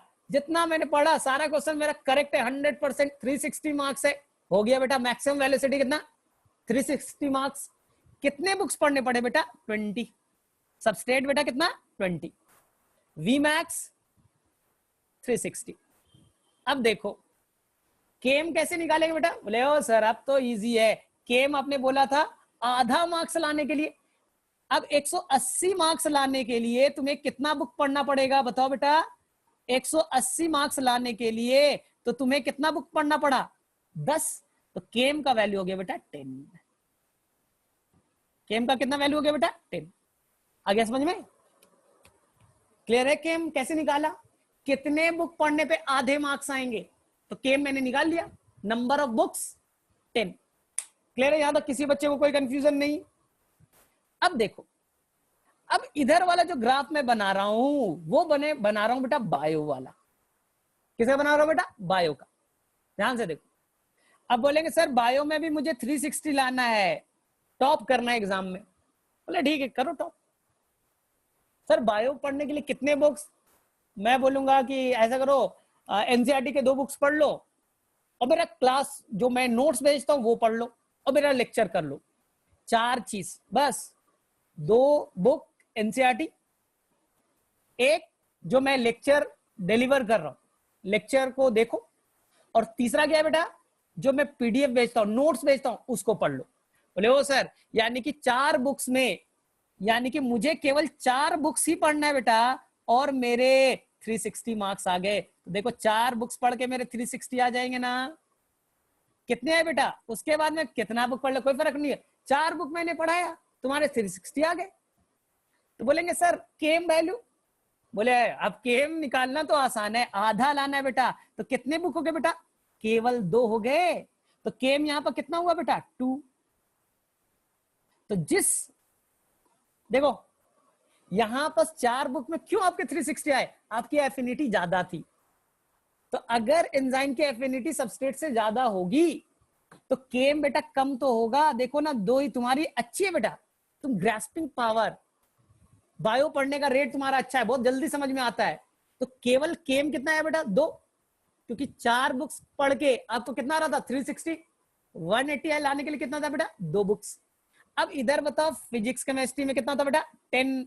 अब मुझे बताओ lower the Km means higher the affinity, और higher the Km lower the affinity. आपकी एफिनिटी कम थी बेटा। अब बोले कि सर हिस्ट्री पढ़ना है, 5000 बुक पढ़ना पड़ेगा तुम्हें। हिस्ट्री तुम्हें धसता नहीं है, नहीं आता दिमाग में, कितना बुक पढ़ना पड़ेगा बेटा 5000, 100% लाने के लिए। तो केम कितना हुआ बेटा 2500, तो केम ज्यादा, यानी कि तुम्हारी एफिनिटी कम थी। अब मुझे बताओ सभी बच्चे को बहुत अच्छे से समझ में आया होगा, lower the Km higher the affinity. अब बोलो किसी बच्चे को अब कंफ्यूजन नहीं होना चाहिए।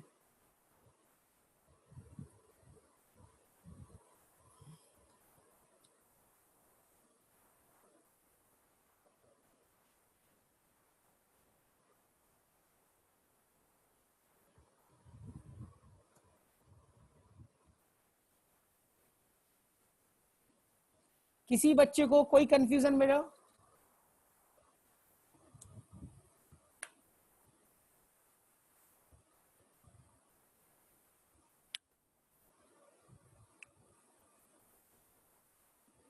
नितेश कुछ नहीं, मैंने क्या बोला, सिंपल सा है, तुम्हें 180 मार्क्स लाना है बायो में, फुल मार्क्स लाना था तो 4 बुक पढ़ना था, तो तुम्हें आधे मार्क्स लाने हैं, 180 लाना है बेटा, तो केवल 2 बुक चाहिए। तो केम का वैल्यू क्या हो गया बेटा 2, क्योंकि तुम्हारी एफिनिटी बेटा अच्छी है पढ़ने की, 4 बुक से 100% मार्क्स आ रहे हैं, एफिनिटी अच्छी है, बहुत जल्दी लर्न करते हो। फिजिक्स नहीं पता चलता बेटा, इसलिए तुम्हें रेफरेंस बुक स्टडी मटेरियल, यहाँ का स्टडी मटेरियल कोटा का चाहिए तो यहाँ का चाहिए, तो they require the lot of study material, lot of books. तो केम भी तो ज्यादा होगा, क्योंकि तुम्हारी एफिनिटी बेटा ग्रास्पिंग उसमें कम है। एकदम करेक्ट है, Km is inversely proportional to affinity, lower the Km higher the affinity.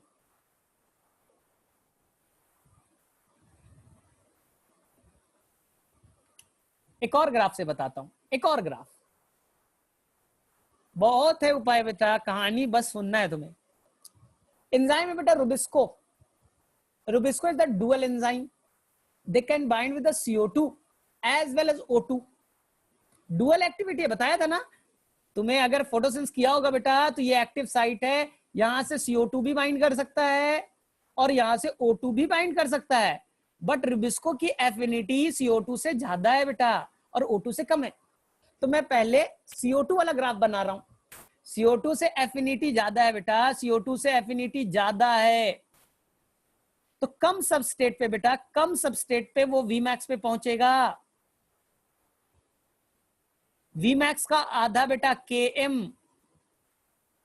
Km, तो Km के लिए कितना सबस्टेट चाहिए बेटा बोलो, यहां तक पहुंचने के लिए आपको कितना सबस्टेट चाहिए बेटा, सबस्टेट का कंसंट्रेशन इतना ही चाहिए ना, Km तो सबस्टेट है, कितने सबस्टेट तक Vmax बाई आधा हो जाएगा। अब मैं बेटा ग्राफ बना रहा हूं O2 के साथ, एफिनिटी कम है बेटा, पहुंचेगा पहुंचेगा बेटा Vmax पे, Vmax पे पहुंचेगा, मैं मना नहीं कर रहा हूं, लेकिन Vmax पे 2/, देखो बेटा अब तो तुम्हें सबस्ट्रेट ज्यादा चाहिए ना, अब देखो सबस्ट्रेट ज्यादा चाहिए क्योंकि तुम्हारी केम ज्यादा है बेटा, सबस्ट्रेट ज्यादा चाहिए, एफिनिटी कम थी।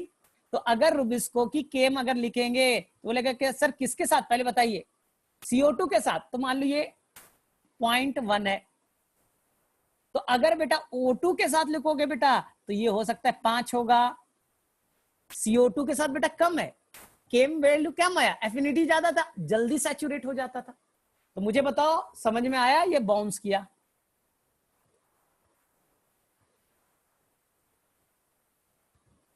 बोलो समझ में आ गए सभी को?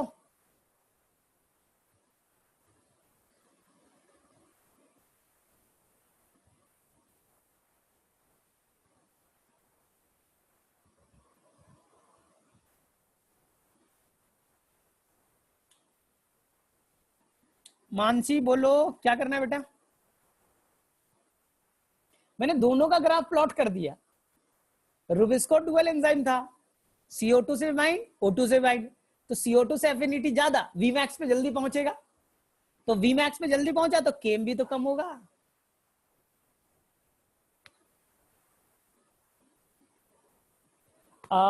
ऐश्वर्या, तो चलो मैंने क्या बोला, Rubisco can bind with the, this is the Rubisco, Rubisco से बाइंड करेगा बेटा कौन? CO2,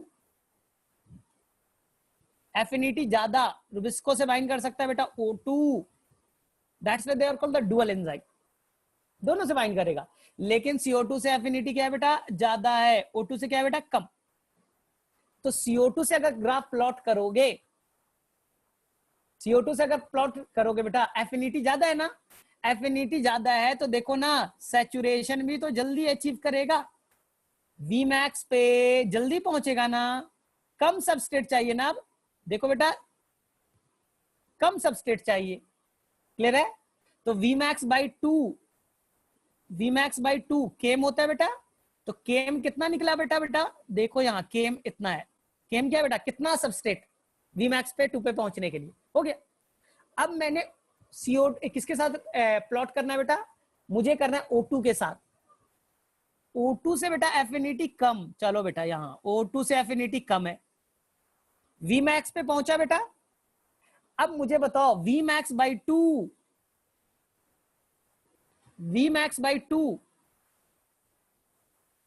पे पहुंचने के लिए कितना सबस्ट्रेट चाहिए? बोले सर रेड वाला ज्यादा है और ये येलो वाला कम है। इससे प्रूफ होता है क्या बेटा? कि जिससे एफिनिटी ज्यादा होगा उसकी केम वैल्यू क्या होगी बेटा? कम होगी, और जिससे एफिनिटी कम है बेटा उससे केम वैल्यू क्या होगा बेटा? ज्यादा होगा। मेरे में से आप समझ में आ जाना चाहिए बेटा।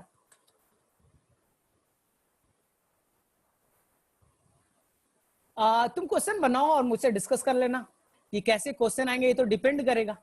कभी कभी लिखा रहेगा 0.1 है, 0.5 है, 0.3 है ना, तो lower the Km higher the affinity.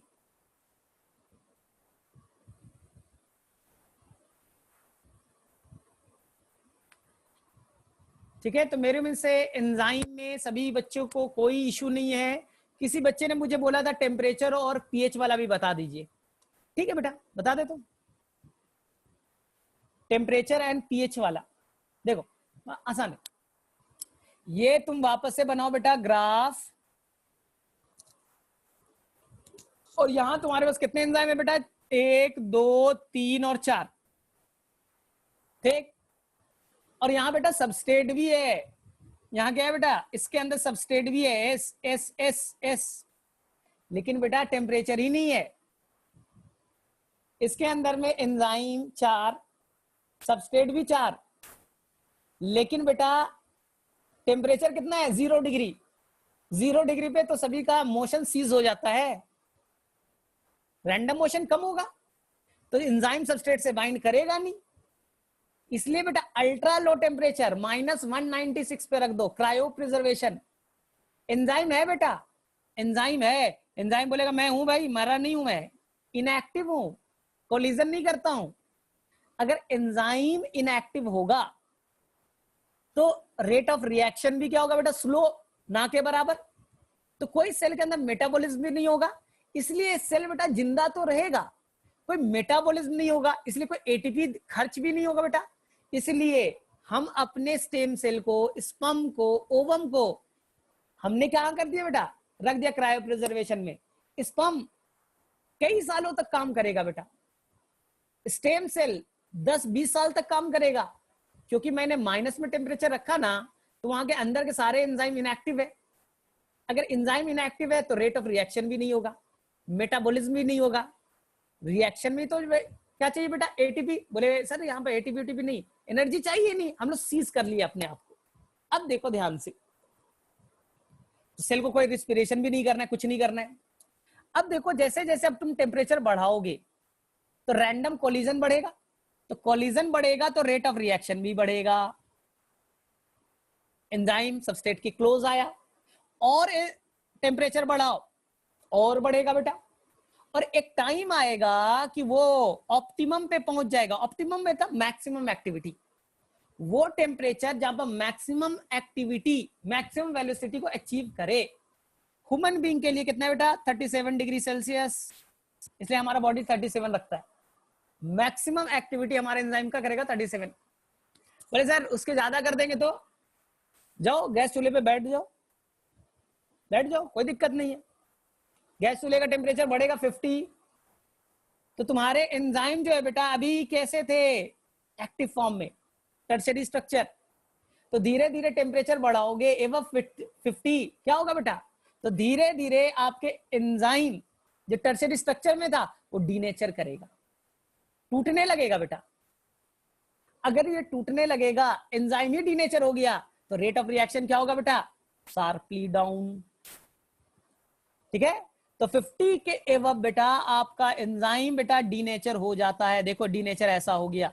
इस एरिया में बेटा वो इनएक्टिव था, इस एरिया में बेटा हाई टेम्परेचर पे वो डीनेचर्ड है। अब आया समझ में? तो इसलिए फ्रीज बनाया गया।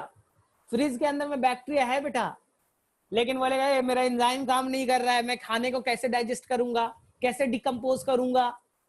वही खाने को बेटा अब तुम किचन में रख दो, नॉर्मल टेम्परेचर पे रख दो, फटाफट खाना खराब होने लगा। क्यों? 37 आ गया टेम्परेचर, गर्मी का टाइम है, 40 डिग्री है, तो बोलेगा फटाफट बैक्टीरिया, फंगस एक्टिवेट, ग्रोथ होने लगा, डिकम्पोजिशन स्टार्ट। यही फूड को वापस से ले जाके फ्रिज में रख दो, बैक्टीरिया बोलेगा यार मेरा एंजाइम ही नहीं काम कर रहा है, मेरा ग्रोथ ही नहीं हो रहा है, मैं फूड को कैसे डाइजेस्ट करूंगा। इसलिए तो फ्रिज बनाया गया। क्लियर है? अब देखो ध्यान से, तो मेरे में से क्लियर है, इधर क्या होगा बेटा? डीनेचर, और इधर क्या होगा बेटा? इनएक्टिव। अब देखो किसी बच्चे को मेरे में से कोई कंफ्यूजन नहीं है, बेल शेप का ग्राफ बन रहा है। ठीक, यहां देखो बेटा, अगर पीएच पे बनाओगे तो एक प्रॉब्लम है। 7 पीएच पे बेटा आपका एंजाइम मोस्टली एक्टिव फॉर्म में होगा। न्यूट्रल पीएच पे कुछ एक्सेप्शन छोड़ दे तो, अगर तुम न्यूट्रल पीएच पे, मैक्सिमम एक्टिविटी है बेटा, मैक्सिमम एक्टिविटी है 7 पीएच पे, अगर पीएच को अब घटाओगे, एसिडिक करोगे बेटा, तो जैसे जैसे पीएच घटाओगे the enzyme will denature. Inactive नहीं बेटा, डीनेचर। टर्शरी से प्राइमरी में जैसे जैसे पीएच को बढ़ाओगे बेटा, बेसिक करोगे, एंजाइम विल डीनेचर। तो यहां भी डीनेचर, यहां भी डीनेचर, तो दोनों एक्सट्रीम कंडीशन में बेटा देखोगे तो एंजाइम क्या हो जाएगा बेटा? डीनेचर हो जाएगा। जबकि टेम्परेचर में केवल इस एंड पे डीनेचर हुआ था, इस एंड पे इनएक्टिव था। चलो, मेरे में से मैंने कल भी बहुत अच्छे से समझाया था, आज भी बताया सभी को। हाईएस्ट पॉइंट बेटा ऑप्टिमम एक्टिविटी। ठीक है, अब बोलो किसी भी बच्चे को कोई भी प्रॉब्लम है एंजाइम से रिलेटेड, क्योंकि अब मैं प्रोटीन ज्यादा पढ़ा नहीं सकता क्योंकि बहुत ज्यादा टाइम भी नहीं है।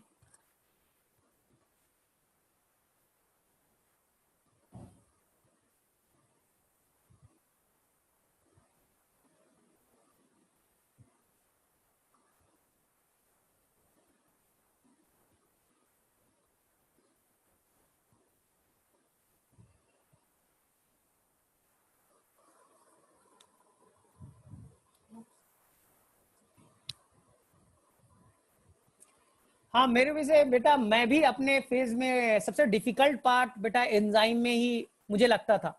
एंजाइम मुझे बहुत डिफिकल्ट लगता था। और ग्राफ,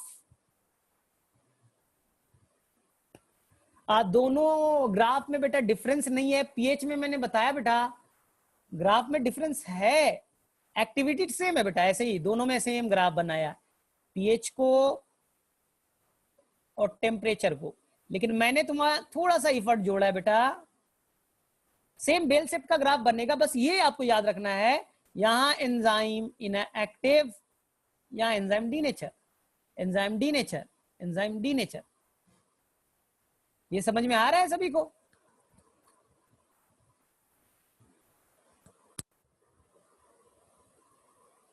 तो 156 बेटा, मुझे अभी मेरे पास एनसीईआरटी पता नहीं कहां पर रखा है, मेरे पास यही ग्राफ होगा। 3 जो ग्राफ है ना वीमैक्स वाले, यही 3 ग्राफ होंगे।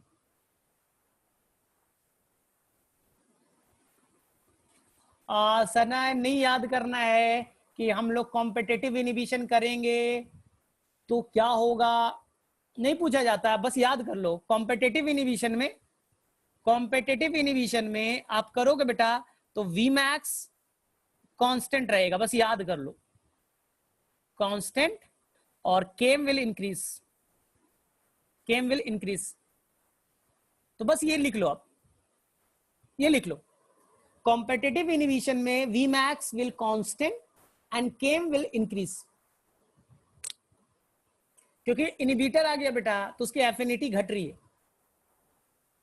ये बस लिख लो।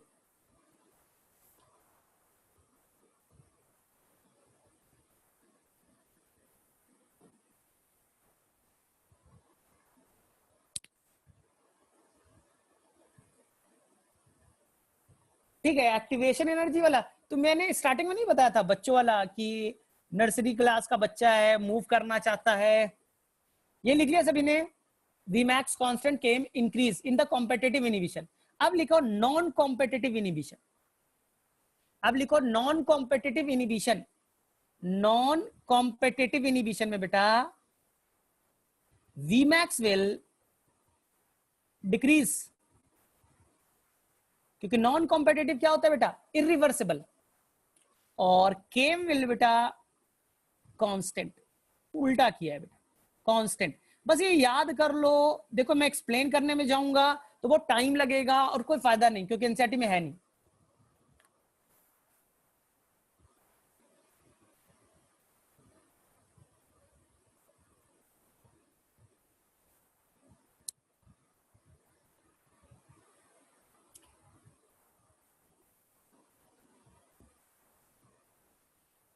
ठीक है, लिख लिया ये चीज। चलो मैं एक्सप्लेन कर देता हूं वो ट्रांजिशन स्टेट वाला।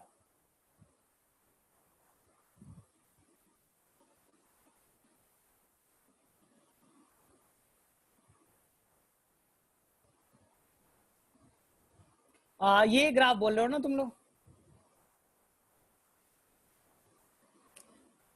ये मैंने बोला था ना बेटा, पत्थर याद कर लो ना, बड़ा सा पत्थर लिया, अब पत्थर को तोड़ना है, तो क्या ऐसे में ढकेल दूं पत्थर टूट जाएगा? उस पत्थर को आपको उठा करके एक एक हाइट पे तो ले जाना पड़ेगा, उसके बाद में वहां से छोड़ोगे तो they will break down into two parts. तो this is the substrate and this one is the product. तो इसमें जितना एनर्जी आपको खर्च करना पड़ेगा, this energy is called activation energy, this the activation energy. Clear है? यहां पर क्या होगा बेटा, अब मैंने क्या डाला बेटा, एंजाइम डाला, तो एंजाइम क्या करेगा बेटा, सेम सबस्टेट को सेम प्रोडक्ट में कन्वर्ट करेगा, but they will reduce the activation energy. I think यही चीज तुम लोग बोल रहे हो ना, यही ग्राफ के बारे में बोल रहे थे ना। अदिति, Vmax इन कॉम्पिटिटिव, मैं वापस से रिपीट कर रहा हूं, कॉम्पिटिटिव इनिबिशन में Vmax कांस्टेंट रहेगा, Km विल इंक्रीज, और नॉन कॉम्पिटिटिव में Vmax will decrease and Km will remains constant. कोई पैकेज भी देखोगे ना तो ज्यादा एक्सप्लेन नहीं किया, ये ग्रेजुएशन का है, बस लिखा रहता है। मैंने बोला मैं एक्सप्लेन कर दूंगा लेकिन टाइम वेस्ट है। चलो और बोलो इसके अलावा, अब चलो केवल डाउट्स करते हैं, इसके अलावा प्लांट फिजियोलॉजी के या कोई और पार्ट के अगर किसी बच्चे को हो तो फटाफट एक एक लाइनर हो बेटा, कर सकते हैं, हम लोग डिस्कस कर सकते हैं, टाइम है हमारे पास।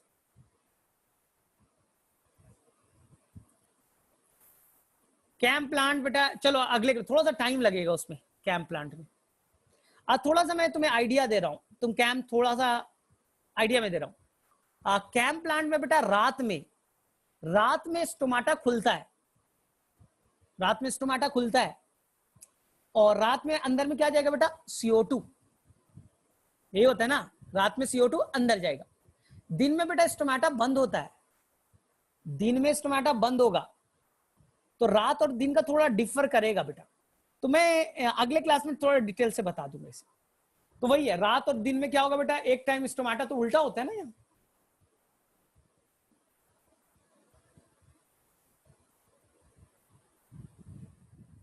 सानिया मैं तुम्हें बताता हूँ। कैम प्लांट है बेटा, नाइट में देखो क्या होगा, नाइट में स्टोमेटा खुला है, ठीक है, अंदर में क्या आ रहा है बेटा, CO2।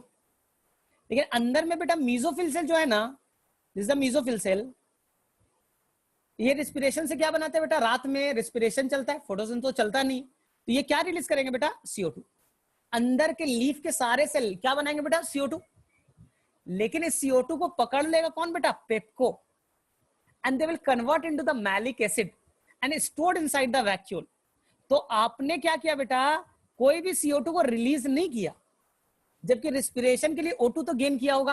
तो you are taking the O2, आप रिस्पिरेशन के लिए O2 बाहर से ले रहे हो, लेकिन CO2 को बाहर नहीं जाने दे रहे हो। क्यों, अंदर में जितने CO2 बने, इस सारे CO2 को पेप्को पकड़ेगा, मैलिक एसिड में कन्वर्ट करेगा, वैक्यूल में स्टोर कर देगा। तो RQ का वैल्यू क्या होता है बेटा, release of CO2 by intake of O2। आप इनटेक तो कर रहे हो, CO2 रिलीज नहीं कर रहे हो, तो 0 आ जाएगा। आया या ऊपर गया? Sir mycorrhiza water and moisture दोनों को एब्जॉर्ब करता है। नहीं बेटा, वो तो जमीन के अंदर है, तो वाटर केवल करना, कहीं मैंने मॉइस्चर नहीं देखा, वाटर। सेंट्रियोल में जो डिप्लोजोम, काइनोप्लाज्म, ठीक है ठीक है, मैं बता दूंगा। Whether photorespiration present at low light intensity. एक मिनट नितेश, एकदम क्लियर सुनो, स्टेटमेंट को एकदम क्लियर सुनो। Photorespiration is only the in the C3 plant. केवल फोटो रिस्पिरेशन C3 प्लांट में ही होगा, कभी भी C4 प्लांट में फोटो रिस्पिरेशन नहीं हो सकता। पहला स्टेटमेंट क्लियर। जब भी होगा तो केवल C3 में होगा, C4 में नहीं होगा। C3 में केवल तभी होगा जब 3 कंडीशन पाए जाएंगे, जब CO2 का कंसंट्रेशन कम हो, O2 का कंसंट्रेशन ज्यादा हो, लाइट की इंटेंसिटी ज्यादा हो, और टेम्परेचर ज्यादा हो। 4 कंडीशन, टेम्परेचर ज्यादा, इंटेंसिटी ज्यादा, CO2 का कंसंट्रेशन कम, और O2 का कंसंट्रेशन ज्यादा। तुमने पूछा बेटा लो लाइट इंटेंसिटी, तो अगर इंटेंसिटी लाइट की कम है तो फोटो रिस्पिरेशन नहीं होगा, ये लिख लो। Photorespiration only takes place in C3 plant when high light intensity, high temperature, high concentration of O2 and low concentration of CO2।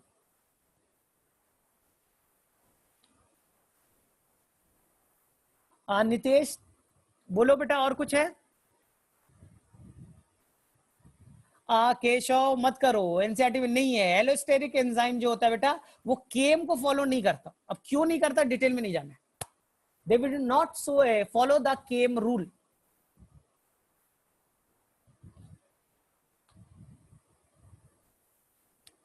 Came rule follow नहीं करता एलोस्टेरिक एंजाइम।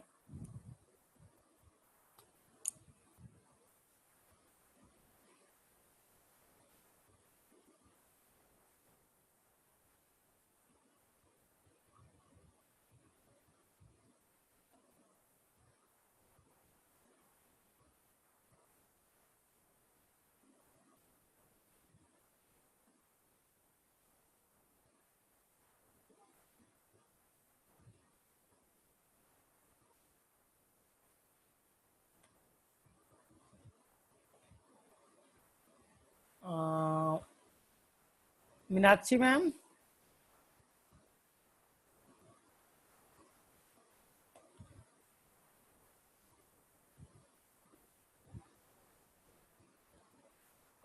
ठीक है, तो मैं लीव कर रहा हूं। अगर किसी बच्चे को है तो बोल सकते हो। मैंने आपको होस्ट बना दिया है, तो आई थिंक कुछ इनके डाउट्स होंगे, तो आप देख लें मैम, क्योंकि अब आपको क्लास तो लेनी होगी। आई थिंक कल आप जूलॉजी की क्लास ले भी रहे। Temperature optimum for C3 and C4। C3 का बेटा 20 से 25 डिग्री सेल्सियस, और C4 का बेटा above 30 degree. Low temperature C3 के लिए 20 से 25 के आसपास, 30 प्लस C4 के लिए।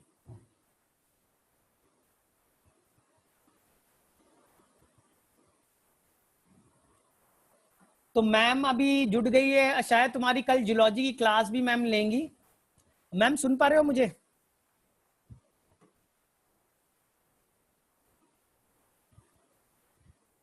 हाँ सर सुन रही हूँ। हाँ तो आप अब बोल सकते हैं। ठीक है मैं म्यूट हो रहा हूँ, मैं लीव हो रहा हूँ, आप होस्ट है। ठीक है, तो जब तक मोहित सर नहीं आ जाते, आई थिंक थोड़ी देर में आ ही जाएंगे, तो शायद कल आप अगले वीक में तो आप कंटिन्यू कर ही दिए, तो इनको देख लेंगे कैसे आप क्लासेस लेंगी, कौन सा चैप्टर पहले कराना है, तो इसके बाद। ठीक है मैम, ओके सर, थैंक आप यू। होस्ट हैं।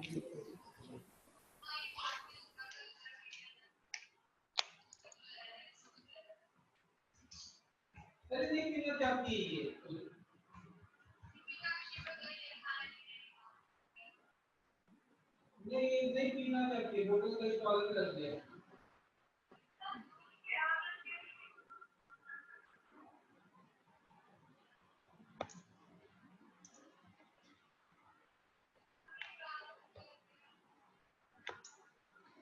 हेलो बच्चों, आप सुन पा रहे हो? Everybody good afternoon. Okay fine fine fine great. अच्छा, कल एक चीज हम बात कर रहे थे, क्लीवेज और माइटोसिस, क्लीवेज और सेल डिवीजन, है ना। थोड़ा सा वो चीज जो था मेरी तरफ से अधूरा रह गया था। I wanted to explain something more also about that. ठीक है, तो सबसे पहले तो एक बात बताओ आप मुझे कि ये क्लीवेज जो होता है और ये माइटोसिस होता है, ये किस तरह का डिवीजन है? इक्वेशनल है या रिडक्शनल है? दोनों ही डिवीजन्स।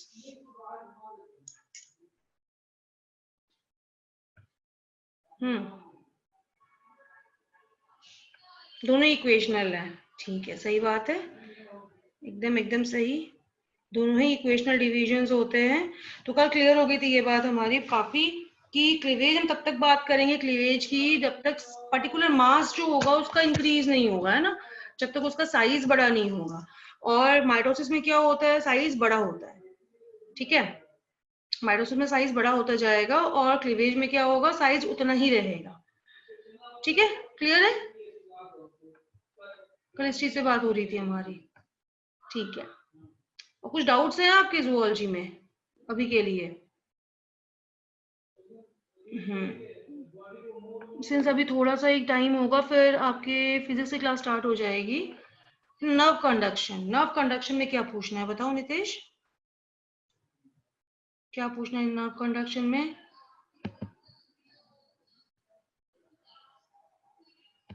पूरी नर्व कंडक्शन, ओके। तो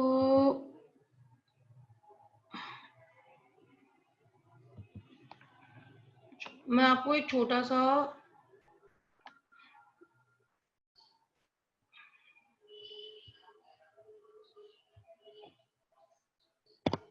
I am not sure about it, schedule मुझे मिला नहीं है।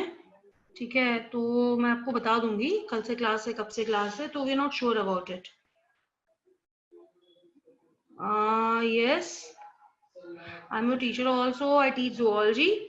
ठीक है, मैं जूलॉजी पढ़ाती हूँ। Yes I am Himanshu. ठीक है, तो आप मुझे बताओ सोडियम पोटेशियम ट्रांसपोर्ट पूरा का पूरा, ये तो काफी लंबा हो जाएगा क्योंकि ये पूरा का पूरा एक टॉपिक जो होता है वो बड़ा टॉपिक होता है। मैं क्या करती हूँ, अभी आपको एक छोटा सा वीडियो दिखाती हूँ। ठीक है, तो आप एक छोटा सा वीडियो देखो और मुझे बताओ कि आपको क्या मतलब दिक्कत आ रही है उसमें, क्या समझ में नहीं आ रहा। छोटा सा एक वीडियो दिखाती हूँ मैं आपको। ठीक है, एक मिनट। ठीक है, ये छोटा सा एक वीडियो है, कैन यू सी दिस? दिख रहा है सबको? Everybody can you see this?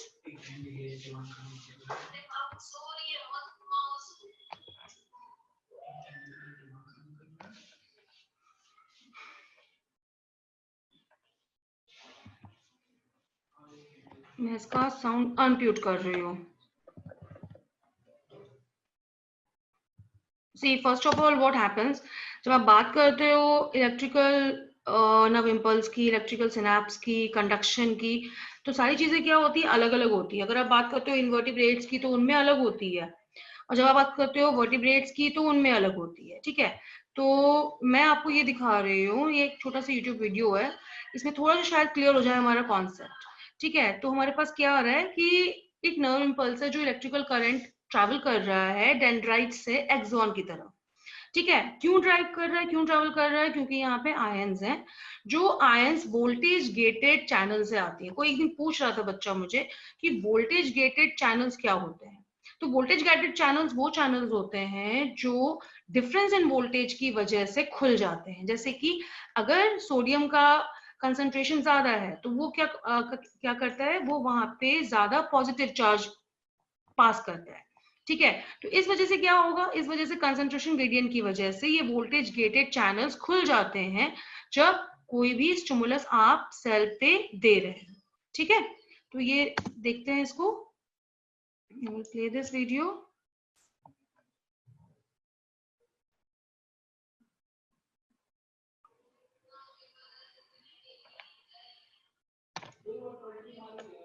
आपको इसकी वॉइस आ रही है वीडियो की?